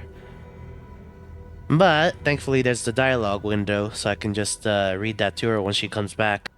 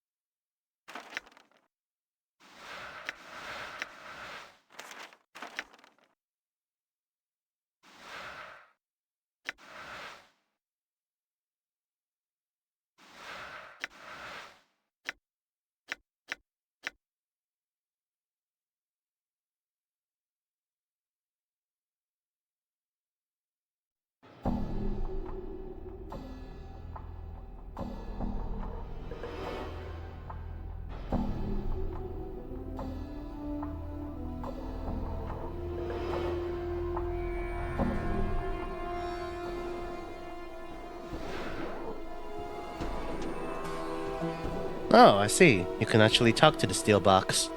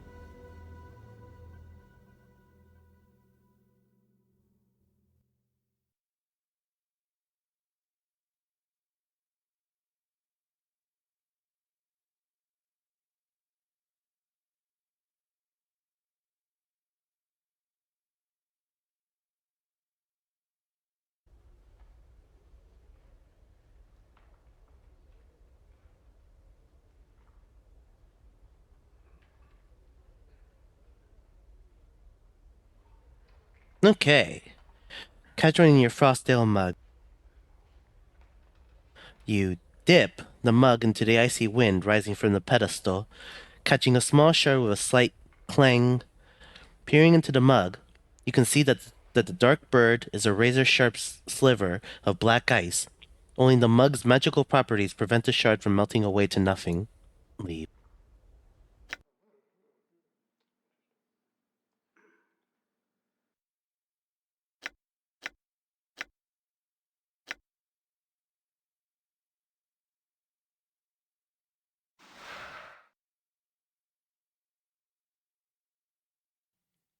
Frostdale mug with dark bird. This large pewter ale stein is of unusual manufacture, its surface etched with strange runes. It keeps its contents icy cold, whatever the surrounding temperature. Currently, it's holding a dark bird of acanthus, a shard of black ice from an exhibit in Ivana's Galleria in the clerk's ward.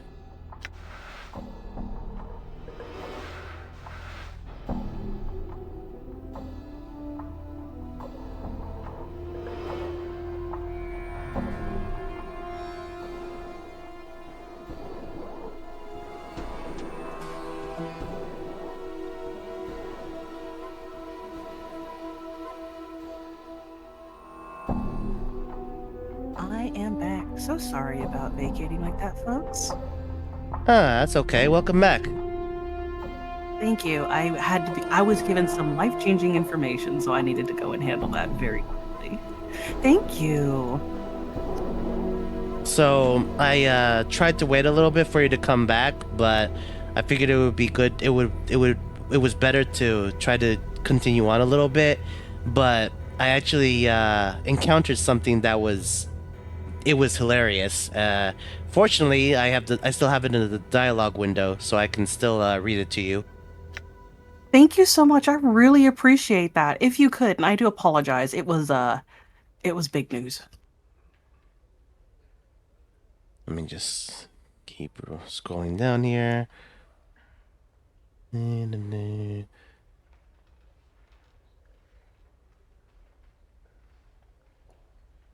Okay.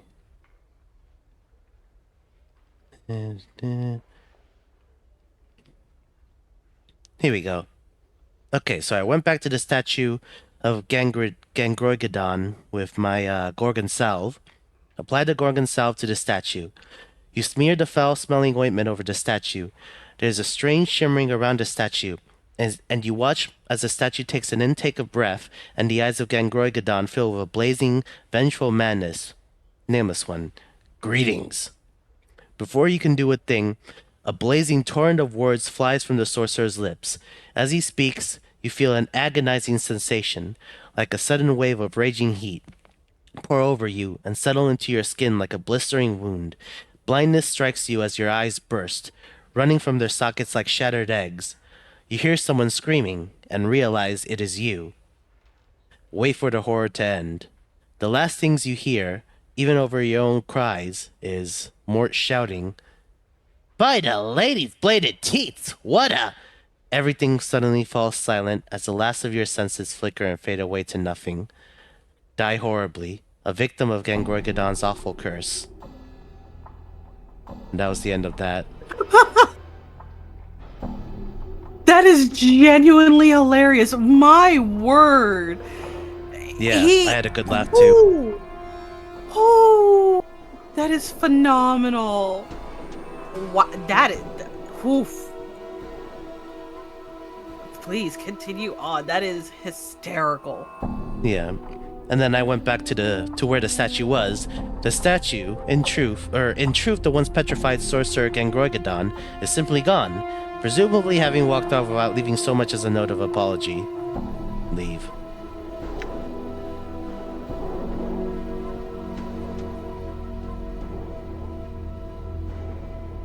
And I also caught a dark bird using my mug. Awesome. Okay, so a lot happened in that time period.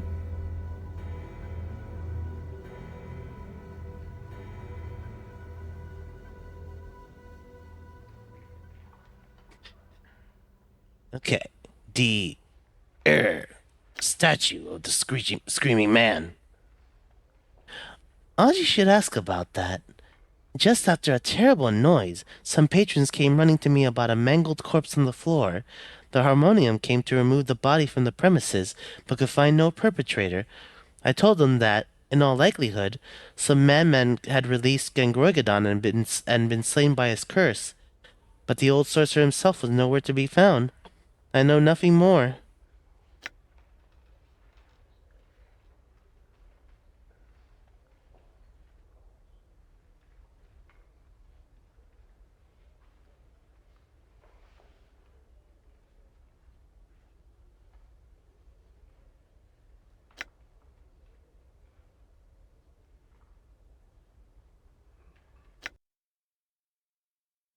Oh yeah, I also figured or realized that I could talk to presumably whatever is in this steel box. Oh dear, how did that go over? I haven't done it yet.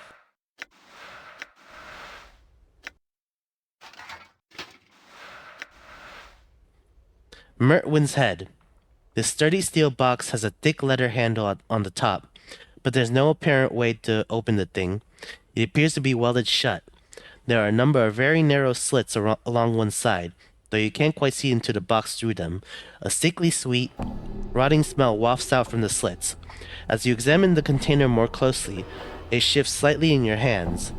Something's moved inside it. There's a man's voice from within. Ho there. Is someone there, by chance? My name's Mertwin. Anyone? Hail? Yes. Greetings.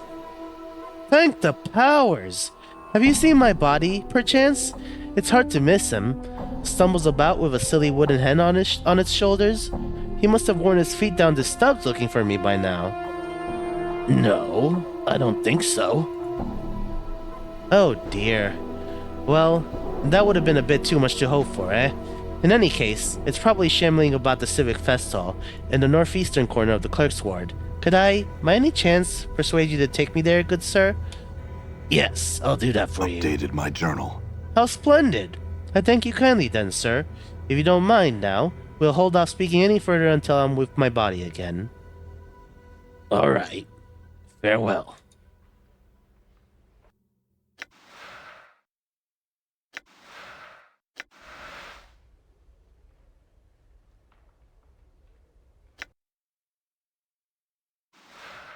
Okay, I was also holding off on reading about this.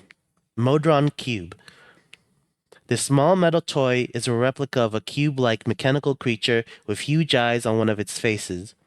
The toy has 2 legs, 2 arms, 2 folding wings, and at least 18 points of articulation. Maybe it's a collector's item.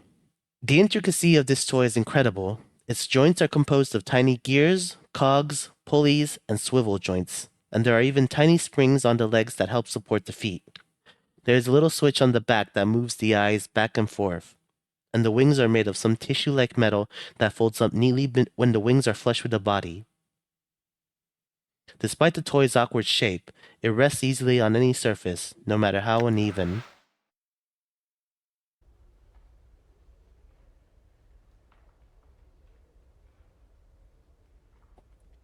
Okay. Do you know what this little cube-like toy creature is? Ivana takes the item and drags her fingers along it. She feels along the exterior of the object, then hands it back to you. It's more than just a well-crafted toy Modron, that's for certain. It may be some sort of puzzle box or portal key. What's a Modron?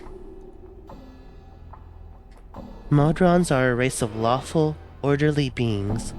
They come in many shapes and forms, each one occupying a different level in the rigid Modron hierarchy. I think this sort is called a quadrone. That's all I wish to know. Well. Or actually, this one. And then...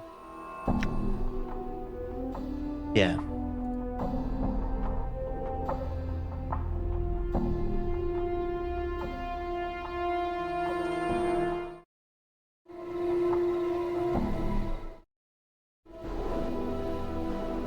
Done. I completely forgot to look at this painting earlier. A set of 4 paintings which portray an empty beach in the dead of night. The air around the painting smells faintly of brine, and the painted sea seems to ebb and flow across the darkened shore. A placard reads, Karasufran Shoreline. Sniff at the painting. The surface of the painting smells strongly of sea air. Touch the painting. You place your hand on the painting, not knowing quite what to expect, but it is merely the texture of painted canvas that you feel beneath your fingertips.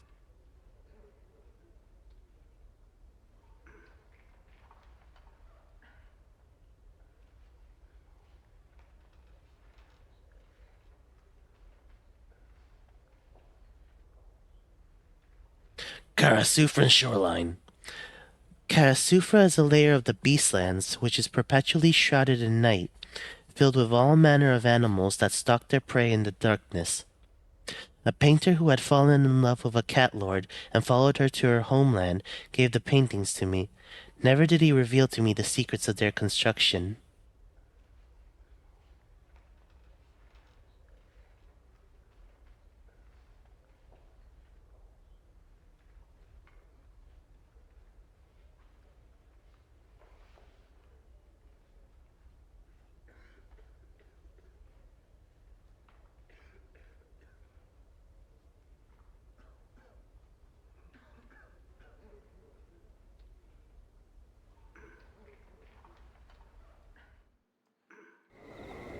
All right.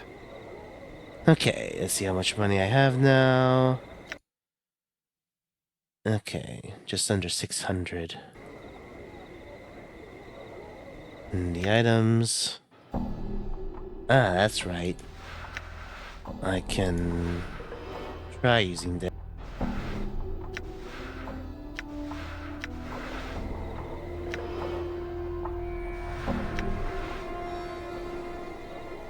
Let's see.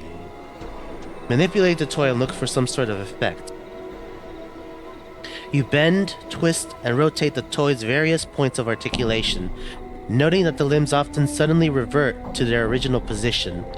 Finally, as you bend its left knee, the toy makes an odd pop and shudders in your hands.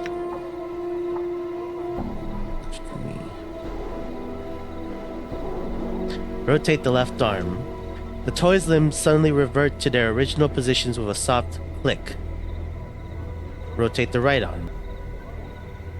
Same left wing, same right wing, same right knee. Okay, so left knee, pop, shudders in your hands. I bend the left knee. My guess is I have to do this in a specific order. I'm inclined to Yeah. agree.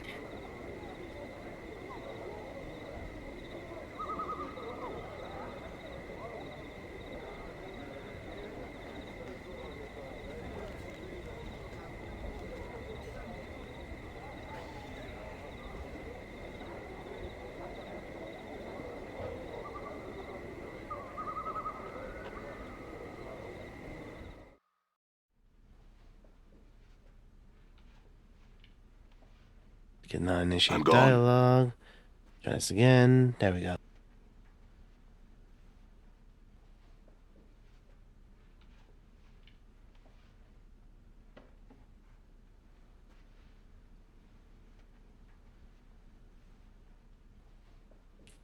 $199, so 200.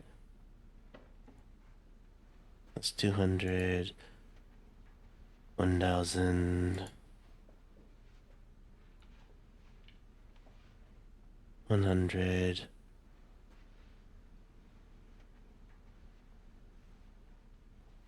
200.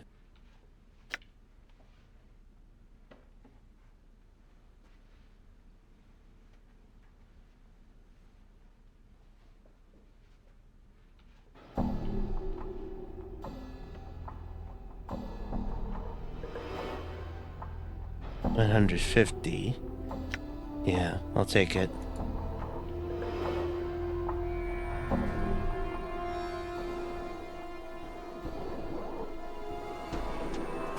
$123.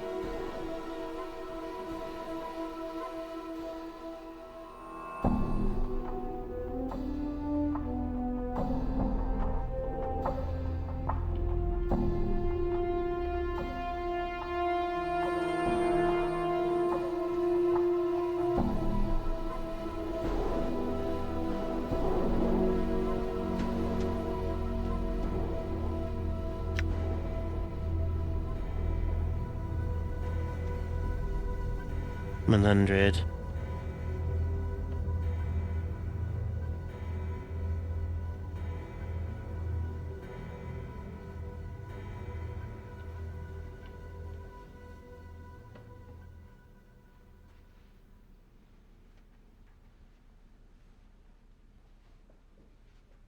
Okay. I'll take this as well.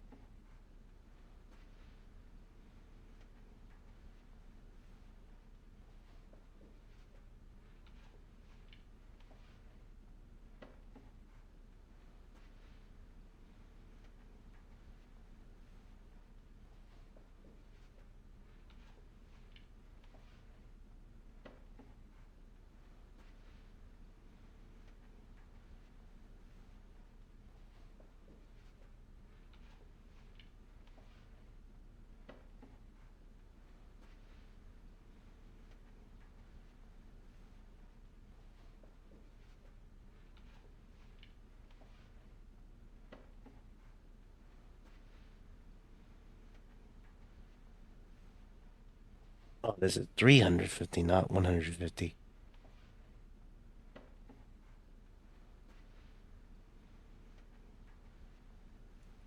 This is 100. Okay, so I can buy either this tattered ragdoll, or I can buy, I think, the chocolate Quizit? No, the Davis Tears. Yeah. Okay. I'll take the Davis Tears.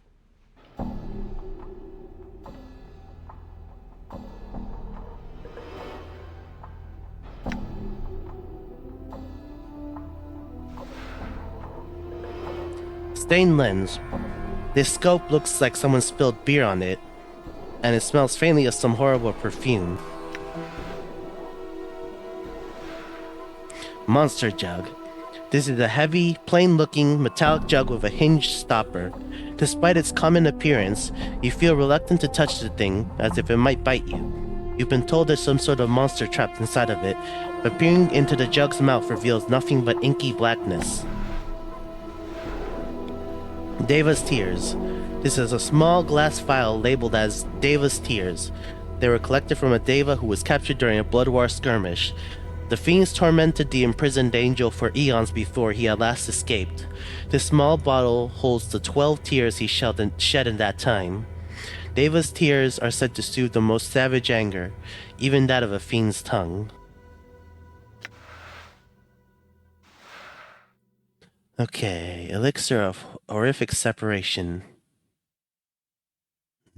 This vial of elixir of horrific separation was compounded by a scholar who'd found she possessed a darker half, a side of her which took control, at times, and bade her to do awful things.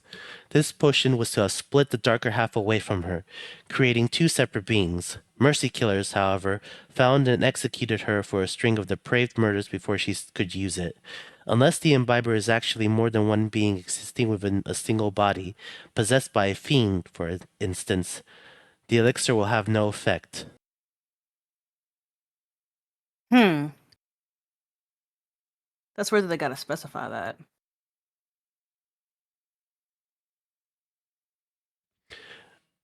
What I'm what I'm more interested in is the appearance of the vial itself, because I remember that at the forge of the Godsman Forge or Foundry, the guy who made that machine that another of my incarnations was supposed to have commissioned, he said that I needed a vial, or something that was, I think, a vial of something that was blue green. That's kind of what this looks like. True that, true that. Good eye.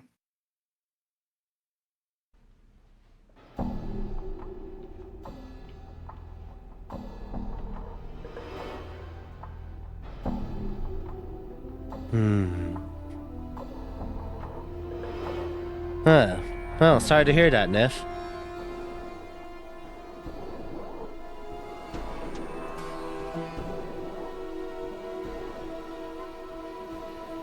Alright.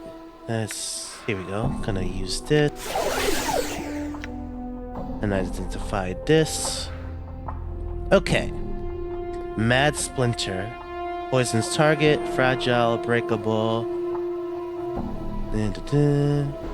Okay. It bears this is a dagger-shaped fragment of stone taken from the statue of Gangroi-Gadon. It bears a powerful enchantment. Each time someone is stabbed by the splinter, they have a chance of being cursed. It is most likely that the fell curse trapped upon Gangroi-Gadon's lips has soaked into the very stone of his petrified form and poisons those the splinter stabs with his malicious magic.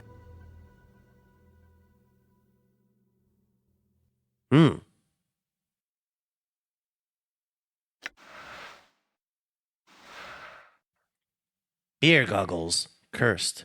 Intoxicates wearer. Immunity to panic. -1 to damage. +10 to base hit points. -1 to missile weapons. Apparently, some Modron once foolishly asked the wizard what it was like to be intoxicated, and these goggles were fashioned. When this lens is equipped, the wearer becomes braver, stronger, but can't see targets too well, reducing chances to hit and damage an enemy.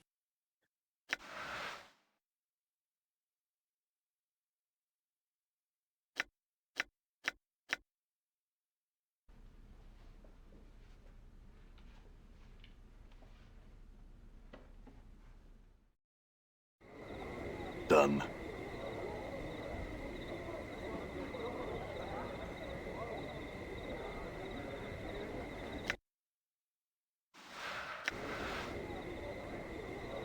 I forgot to do this earlier. Move the arms and make sword fighting noises.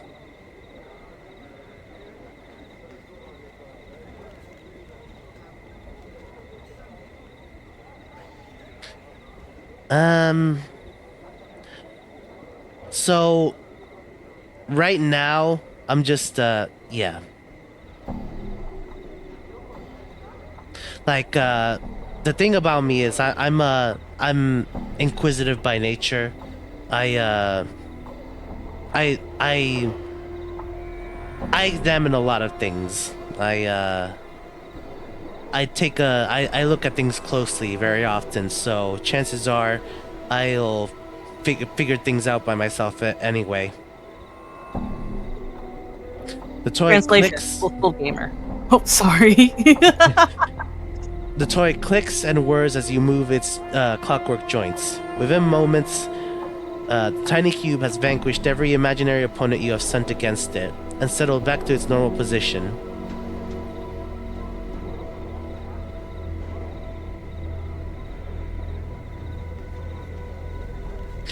wave its arms, and make cheering noises. Hordes of imaginary creatures cheer the cube's victory. You can almost see a tiny oily tear brimming on one of its eyes. It is a hero, the greatest cube ever to roam the plains, and everyone loves it. Manipulate the toy and look for some sort of effect. Let's see.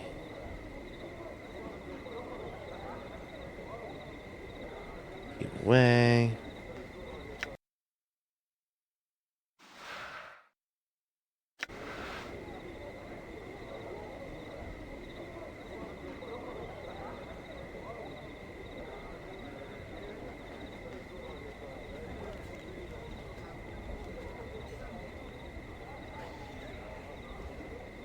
Put the cube away for future battles against the multiverse. Mort stares at you and shakes his head. What's that, Cube Hero? Mort's a stupid skull? Why, yes he is, isn't he, Cube Hero? Hey, it didn't say that. Yes, it did. It said it just now. Give me that thing. No, it's mine. He only wants to hang out with me anyway. Don't you, Cube Hero? Yes, you do. I just want to hold it for a second. But you don't have any hands. I'll hold it in my teeth. No, I think I'll just put it away for I'm now. gonna smash that Modron cube to bits. Did you hear anything, Cube Hero? Neither did I.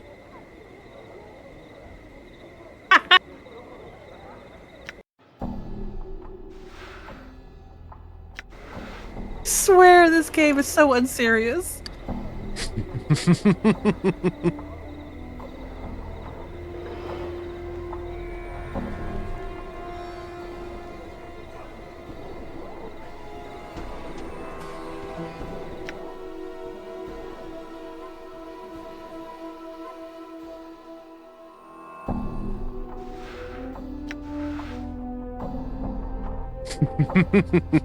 Yeah, that was pretty funny. It's just it's very sibling coded. It's no, this is mine. Why is that toy calling me dumb? Because it did. It can't speak. How are you know? Like, I love those kind of interactions so deeply.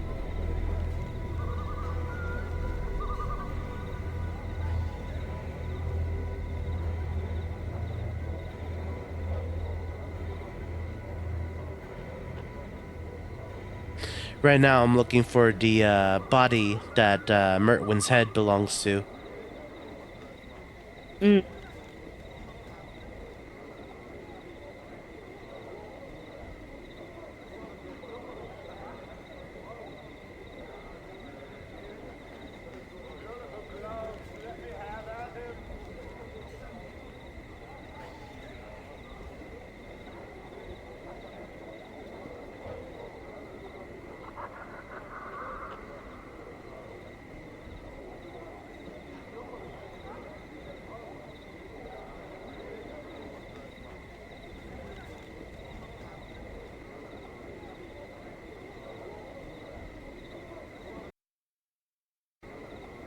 Okay, yeah, this is the Civic Festival.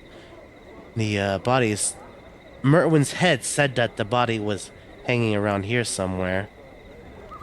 I guess I can ask it again. Probably wouldn't hurt.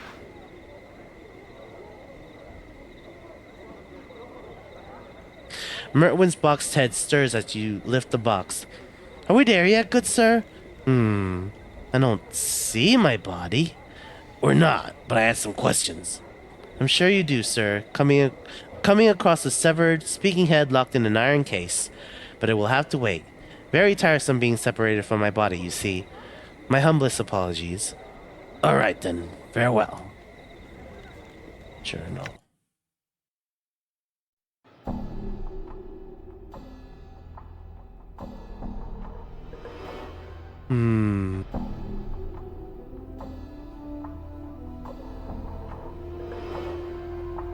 Oh, in the Civic Festival. Okay, so I actually have to go inside.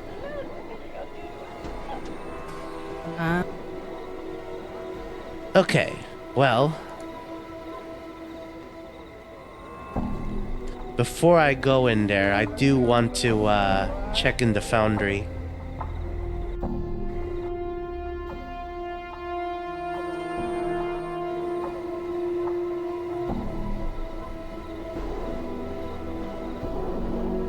You know, I've tried mulled wine once or twice. It wasn't my thing. Oh, I loved me some mulled wine. While I was over in the UK, I had some, and it's now a new favorite of I'm mine. Also getting a taste for mead as well.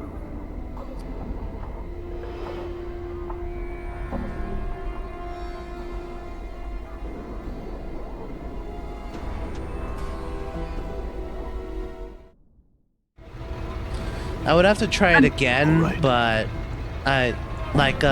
my first impression wasn't favorable.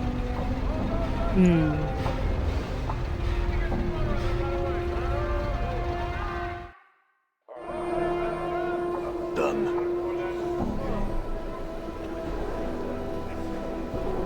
Uh,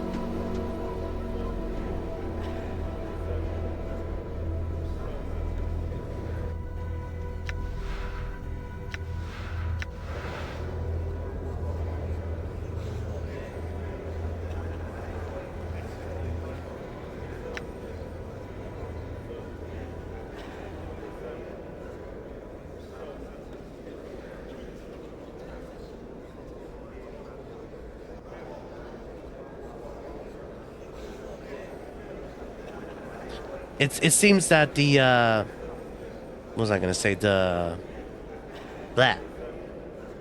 Right, the elixir of horrific separation doesn't seem to have anything to do with that dream builder, since it has to be a vial of my blood.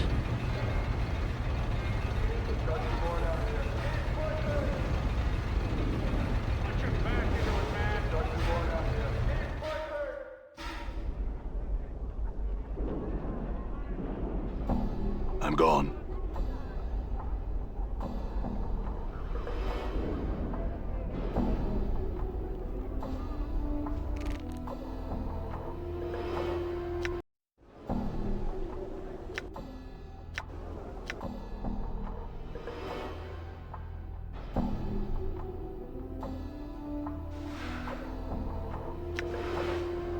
I'm gone.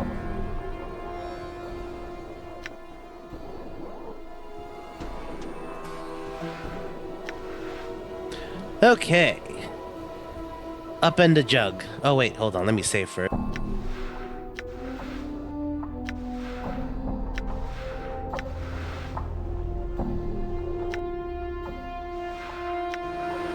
Okay. Upend a jug. See if anything comes out. At first there is nothing, but then a black, viscous liquid begins to bubble out from the jug's mouth, forming a slimy pool of steaming, tarry filth on the ground. As the jug begins to dissolve in your hands, the pool begins to writhe, throb, and rise to form a tall, hideous creature. What the? Gareleth. well, that's unpleasant to look at. What's up? Flies wouldn't even rest on your carcass.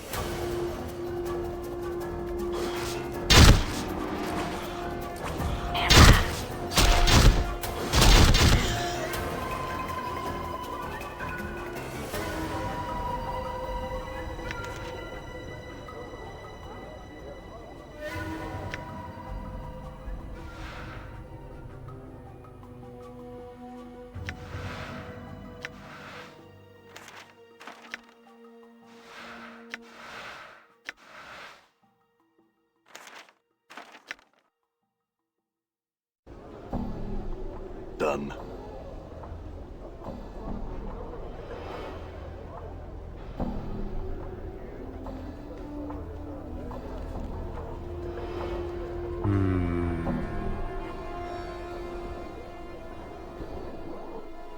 Seeing as all that dropped was a scroll of identify, I'm gonna reload that.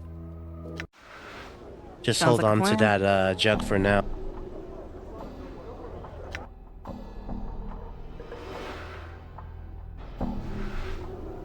all right.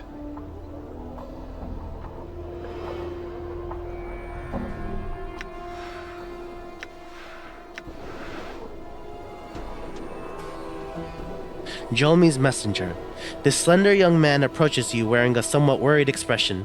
1,000 pardons, sir, but I am looking for a certain man, and I think you might be able to help me. Oh, how so? I am a messenger, sir, who seeks a man it said cannot die. A scarred man, for whom death is nothing but the most trivial of annoyances. You match the admittedly vague description I was given, sir, and I had wondered if you were he. Just who wants to know? I am in the hire of a wealthy noblewoman, Jolmi Sirma, sir. I am the man you're looking for. He nods, then bows deeply to you. A message for you, then, sir.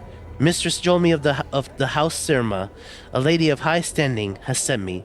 Mistress Jolmi would meet you in the civic fest hall, where she would make a proposal, of which I know nothing, to you. Should you choose to seek her out, she wears green silks, trimmed with gold, and has hair the color of blue steel. That is the extent of my message, sir. Farewell. Farewell. Updated my journal.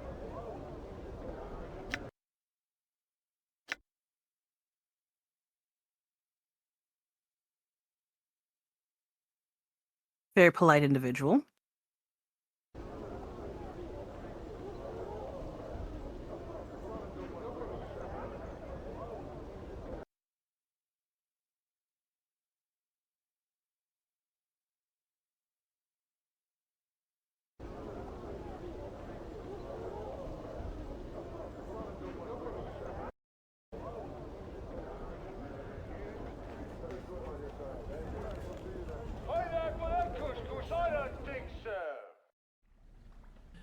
All right. Done. This low table is littered with containers holding various powders, liquids, shavings, and the like. They are unlabeled, and you don't recognize any of the substances immediately. Scattered across the counter are myriad alchemist flasks, jugs, and beakers, most of them currently empty.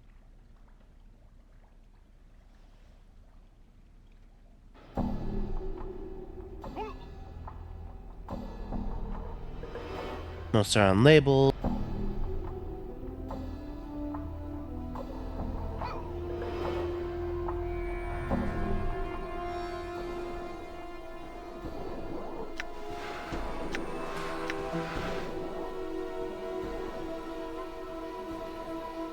Pesto Kiln. You see a wall-eyed fellow whose skin seems to writhe and ripple across his entire body. He is smacking his chapped lips with a blotched tongue. As you watch, his right eye moves independently of the left, focusing on you. A second later, the left one flicks to look your way, then reverts to its original position. The right eye blinks. A strange gurgling comes from his throat. Greetings. The man gives a lopsided grin and points at himself with his right thumb. Pestle, I'm called. The alchemist. He points at himself again, this time with his left index finger. The name's Kiln. Need you something? Are you alright? I am. Yeah. His throat convulses for a moment, then relaxes. A large, green glowing pustule suddenly bursts from the side of his neck. Something you needed then, sir?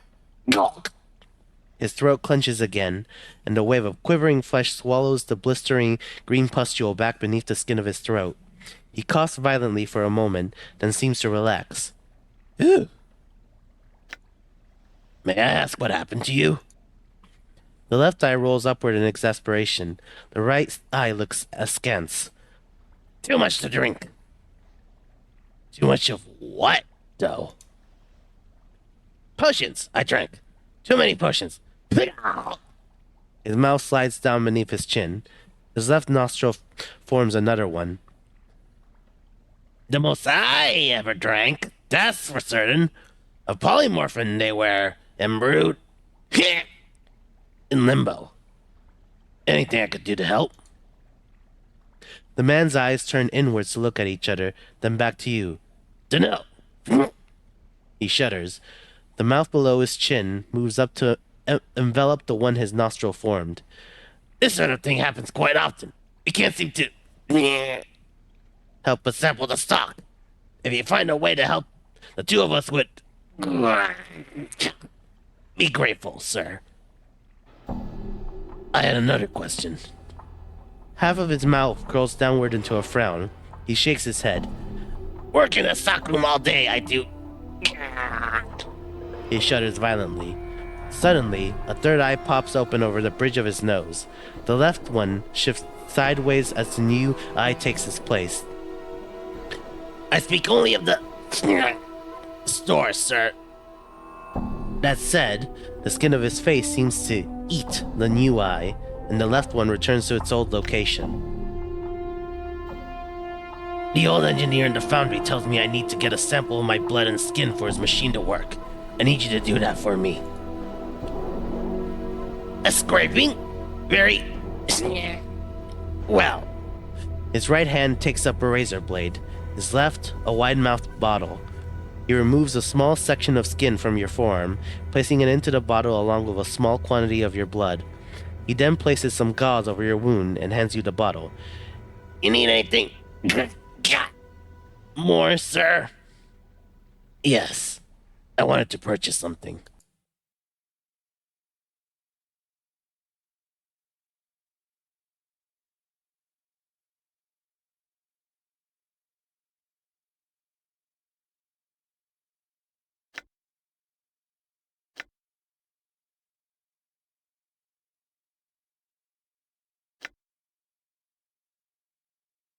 Okay. Nothing of particular interest, and I don't have anything to sell either.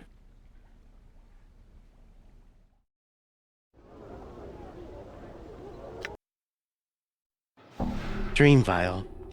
This vial contains scraping of skin and some of your blood, to be used in powering the Dream Builder of Niall Xander.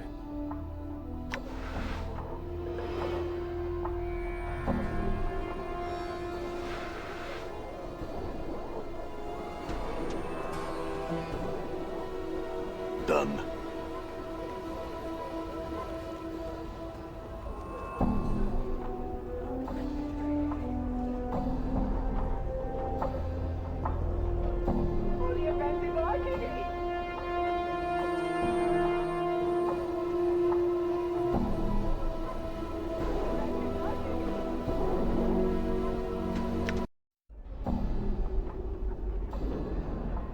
I'm gone.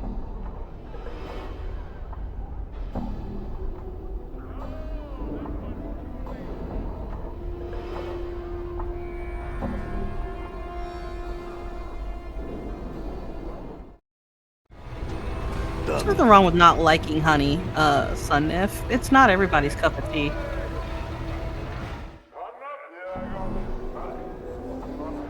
I'm gone.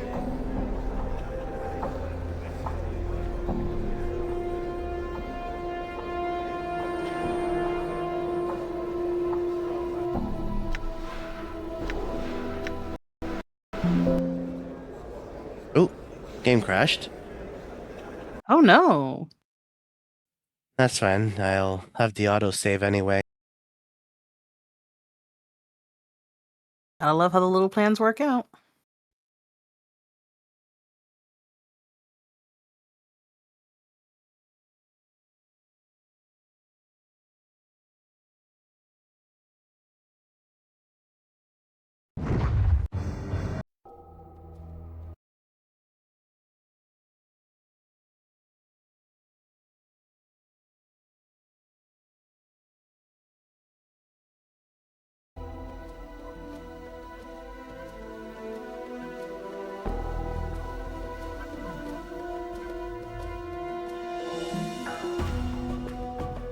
You know, funny thing about that is, despite the nature of, or despite the origin of honey, like, I believe at least as it refers to Manuka honey, for example, like I believe Manuka honey at least is antibiotic, or has antibiotic properties.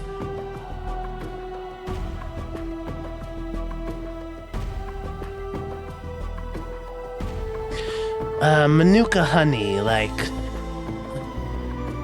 I don't remember. Do you remember exactly what Manuka honey is, Molly Oleander? I know the term off the top of my head, so give me 2 seconds to confirm my suspicions on our friend Manuka honey.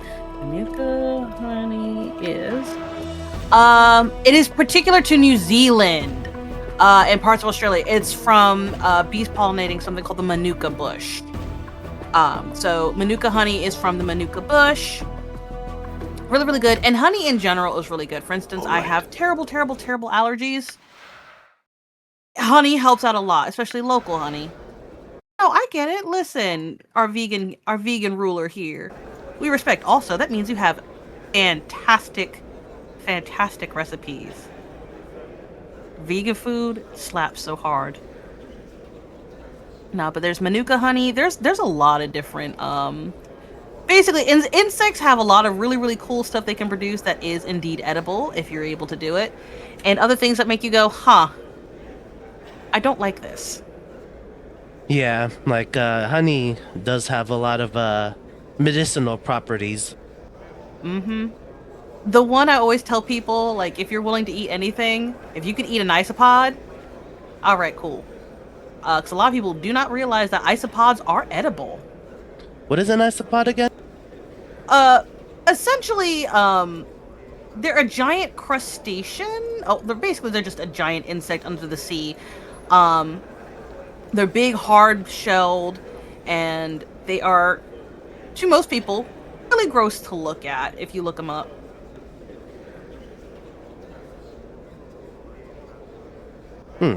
I'll actually look that up real quick myself. Some people are using them in their ramen recipes. Other are using them to. Oh, hello, kitty kitty. Hi. Yeah, you gonna talk to me? Talk to me. Okay, she's mumbling at me. I'm not giving her enough attention.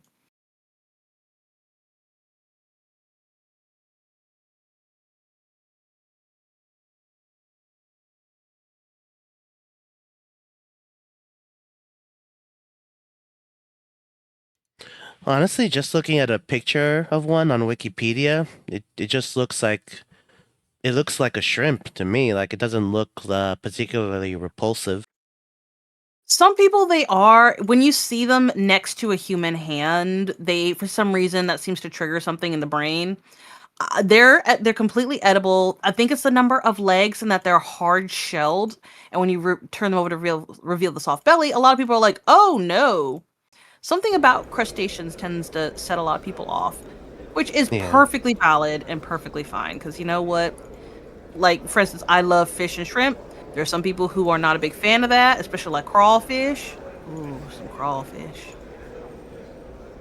So But yeah, I mean, I love lobsters, so I'm fine with crustaceans. listen to me, a good lobster. I'm just glad that they started actually when they're taking it, when the lobster is given its life for a meal, they're actually killing them properly. Because for some reason, random scientists are like, "Oh, they don't feel pain." I'm like, "How do you guys not? Are you dumb?" Yeah, that's pretty suspect. Well, it's been, again, remember who the main scientists were for the longest time. They assumed a lot of things didn't have nerves or feeling, and I'm just like, Yeah. how? Even the grass feels. Yeah. Right. Much less put them inside me. Completely understandable. That's why I'm like, a lot of times people can be really divorced from what their food looks like, and I always think it's really important that people know what their food looks like and where it comes from. I follow something called Blackbird Farms, and they are fantastic. They'll do lives where they're talking about how they handle chickens and whatnot because they believe it's important for them people to know. And some people are like, "Oh, you turned me vegan." He goes, "Then you really weren't interested in eating chicken in the first place, and that's good. Pursue what you need to pursue." Yeah, After you. honestly, like I'm something that I believe in is I believe that if you're someone who eats meat, I believe you should acquaint yourself like maybe watch a video or something of an animal being slaughtered. Like I I believe that what am I trying to say? Like it's important to be grateful for the animal that's being harvested for its meat. And I believe that watching it being slaughtered at least once is a good way to show it due respect. Yes, and there's multiple ways it goes about it. I have seen the awful barbaric practices down to the extremely sweet and humane. Because a lot of farmers' kids who raise their kid, who raise up their own livestock, are very well acquainted. And bless them, they're the biggest advocates for animals, making sure that they're cared for properly and taken out peacefully. Because again, if you don't want to go out a certain way, I wouldn't want to go out a certain way. It's very important that you're acquainted. If you don't want to traumatize yourself, I get it, but there needs to be some level of you understand that at the end of this, a life is given for you for sustenance. And if you can't handle seeing that animal go to give you sustenance, like in any way, shape, or form, then two things gotta happen.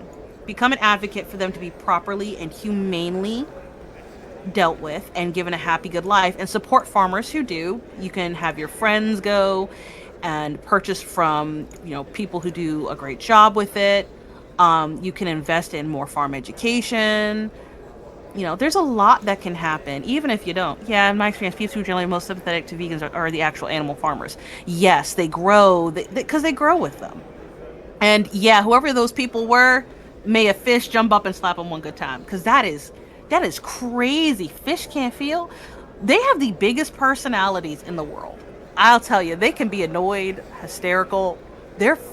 Fish are funny. Fish to me, fish, I swear to God, have secret jokes. Yeah, like what was I gonna say? On my end, like, basically my philosophy is on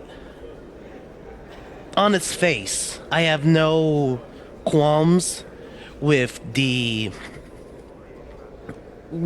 process of slaughtering an animal for its meat. What I do have qualms with is when the animal is slaughtered in a way or prepared for slaughter in an inhumane way. Like, for example, I swore off of things like veal, foie gras. Like, basically, I try to avoid eating. I try to avoid eating meat where cruelty is a necessary part of the process to prepare it. Good point, good point, good point.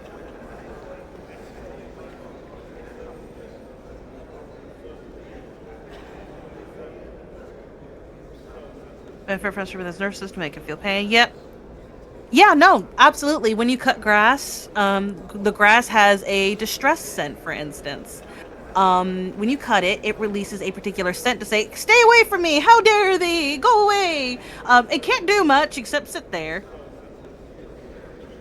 But that's just the start of all the different things we have to see and consider with our meals. Yeah. Okay. I've got it right here. Take it. Show me my dreams. Updated my journal. The machine requires a birdcage adorned with razors, fine wrought, to mimic the destructive power of dreams and their ability to capture our hearts and imaginations. Search in the siege tower for a cage I have commissioned. How do I get in there? You have proven yourself to be resourceful. Find a way.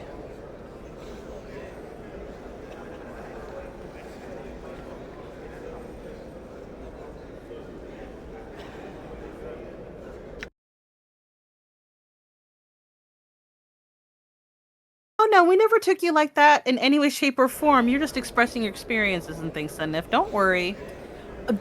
We could tell right off the bat, a person who is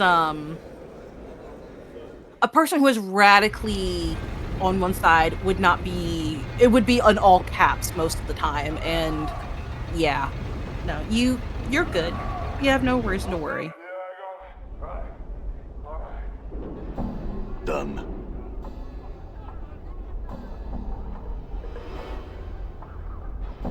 But yeah, that's not the vibe that I got from you either. This air's making my skull itch.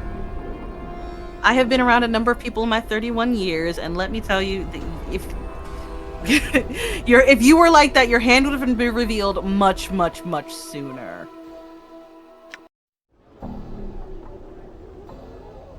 Done.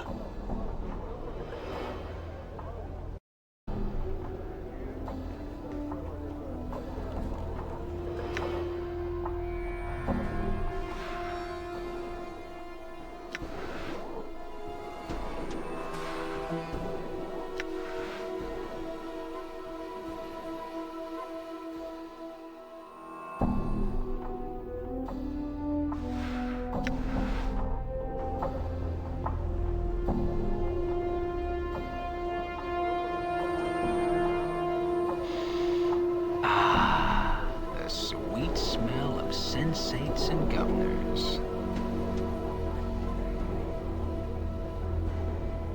Beautiful clothes, let me have at him. Okay.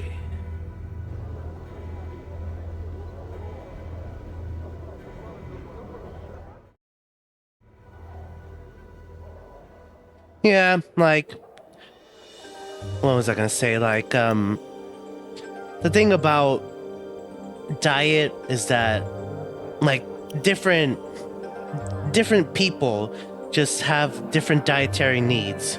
So, I believe that I've heard a lot of militant vegans, hold on, let me step out of here for a I'm moment. gone. There we go. I was just gonna say I've heard a lot of militant vegans make an argument that nobody needs to eat meat. Like, All right. I'm a believer that different people have different dietary needs. Like, and it's based on all sorts of factors. So basically, there's no one size fits all solution when it comes to diet. I have PCOS, and let me tell you, my body is not my biggest fan. But yeah, no, it's all it is. Also, just certain cultural things are preserved in food as well, which has always been a fascinating thing, is how cultural food comes into it. But yeah.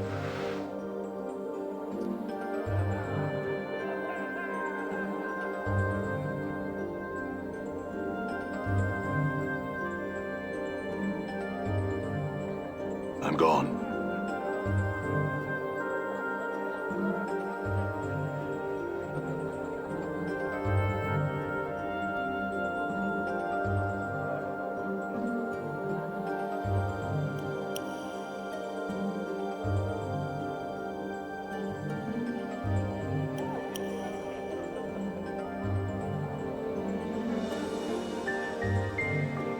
Thank you, Charlie.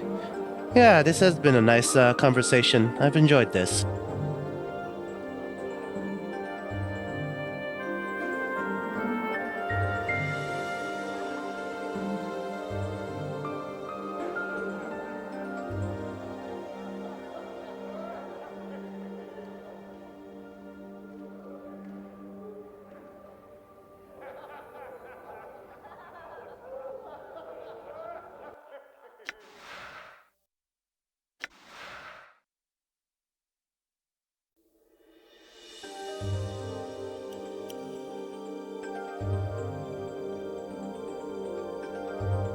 Yeah, I can imagine that.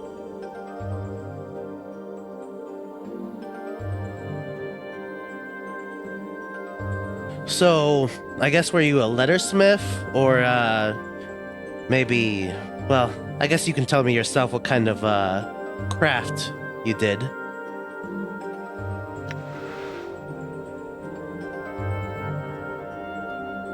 Well, actually, pursuing it, leather goods, when it comes down to like veganism and all of its little parts, and just consumption of animals as a whole, if somebody's going to eat the meat, somebody can definitely use the leather. It's when we let these things go to waste and every part is stripped away only to be consumed for the belly, that we lose sight of actually taking care of every part of the creature. We desperately have to get back to actually caring for our creatures and making sure every portion of them is loved and remembered.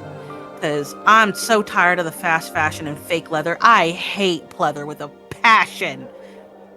I plan on recreating my favorite bag in leather at some point because I miss that thing so much. If any of you knew what Think Geek was, the bag of holding.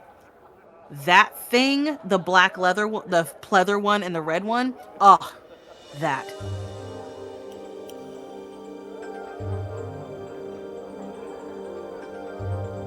Oh, you're a badass is what you are. That's so cool. Yeah, no, we call them blacksmith in English, but you have 3 different kinds. That's so neat. What are they all called, if you don't mind saying?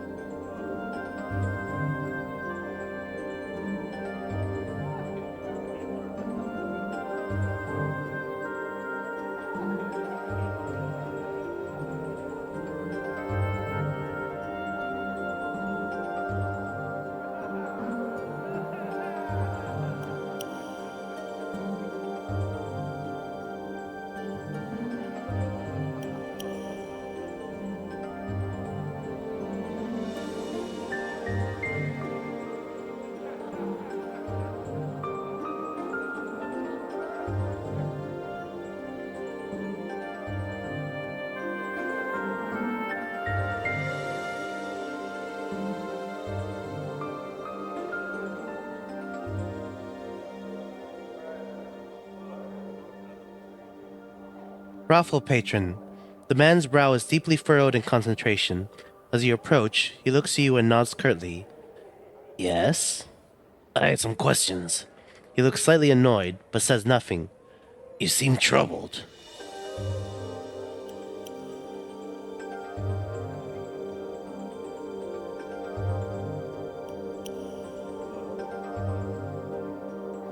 That is so freaking cool, Sunnif.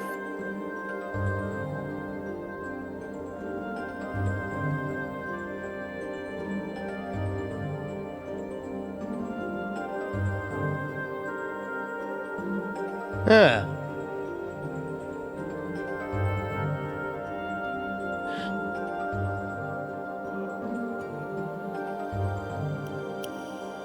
Yeah, that is, I mean, blacksmithing in general is just a very fascinating craft. The man frowns. No, not quite troubled. I'm merely trying to puzzle out a way to win against Delora. Who? Delora is one of the prostitutes here. Reserved, well-educated, most intelligent. A mind like a razor, truly. If you fancy a challenge, try and best her in a game of strategy. You never been her done? He shakes his head, frowning. I used to play against a woman here named Vivian, and came to think of myself as quite skilled. But then I met Delora. I have a strong suspicion that Vivian was allowing me to win those games, but I've never asked her.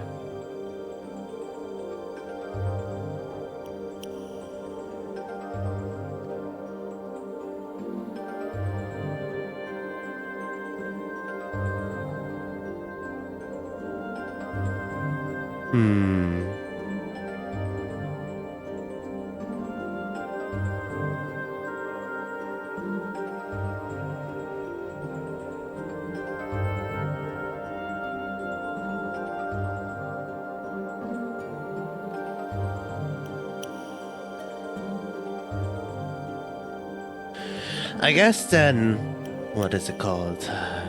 Let's see. Would the Kleinsmeds or the Detachless meds, would they be more like jewelers?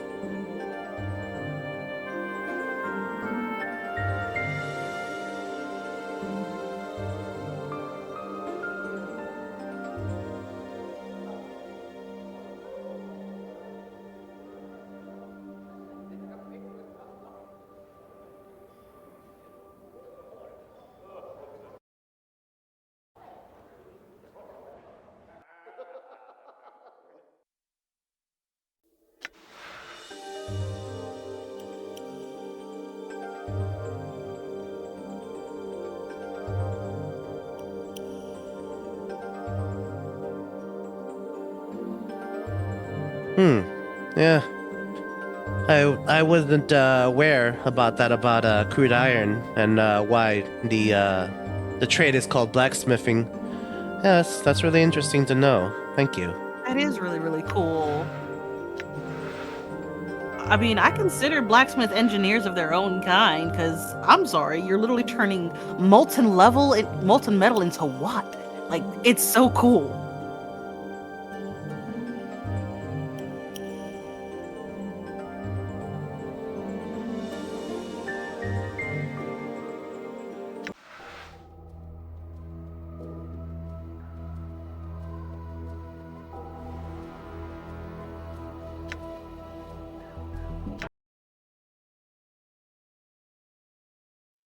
All right. Well, that'll have to be it for tonight's session, although we can definitely finish this conversation. Definitely, definitely. Because we know basically both, in all honesty, Sunnif. You're very, very welcome, everybody. I said, wow, we're learning today. Absolutely. That's the fun part about streaming is when you learn all of the little things about somebody's profession.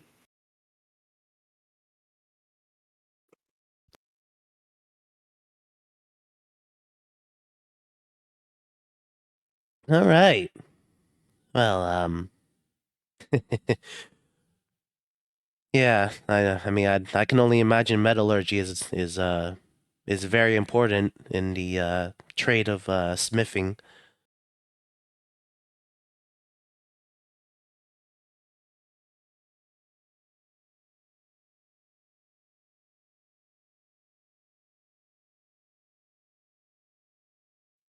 Oh, neat. Yeah. I mean, it checks out.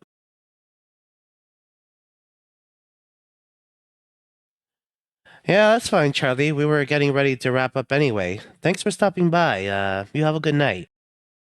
Good night, everyone. Thank you so much. And as per usual, remember it is going to be every Monday from going on forward at 6 p.m. EST or Eastern Standard Time. Thank you guys so much, and we love a good conversation. Let's see, studies were cut short. Ooh. Oh, Yeah, I'm sorry to hear that.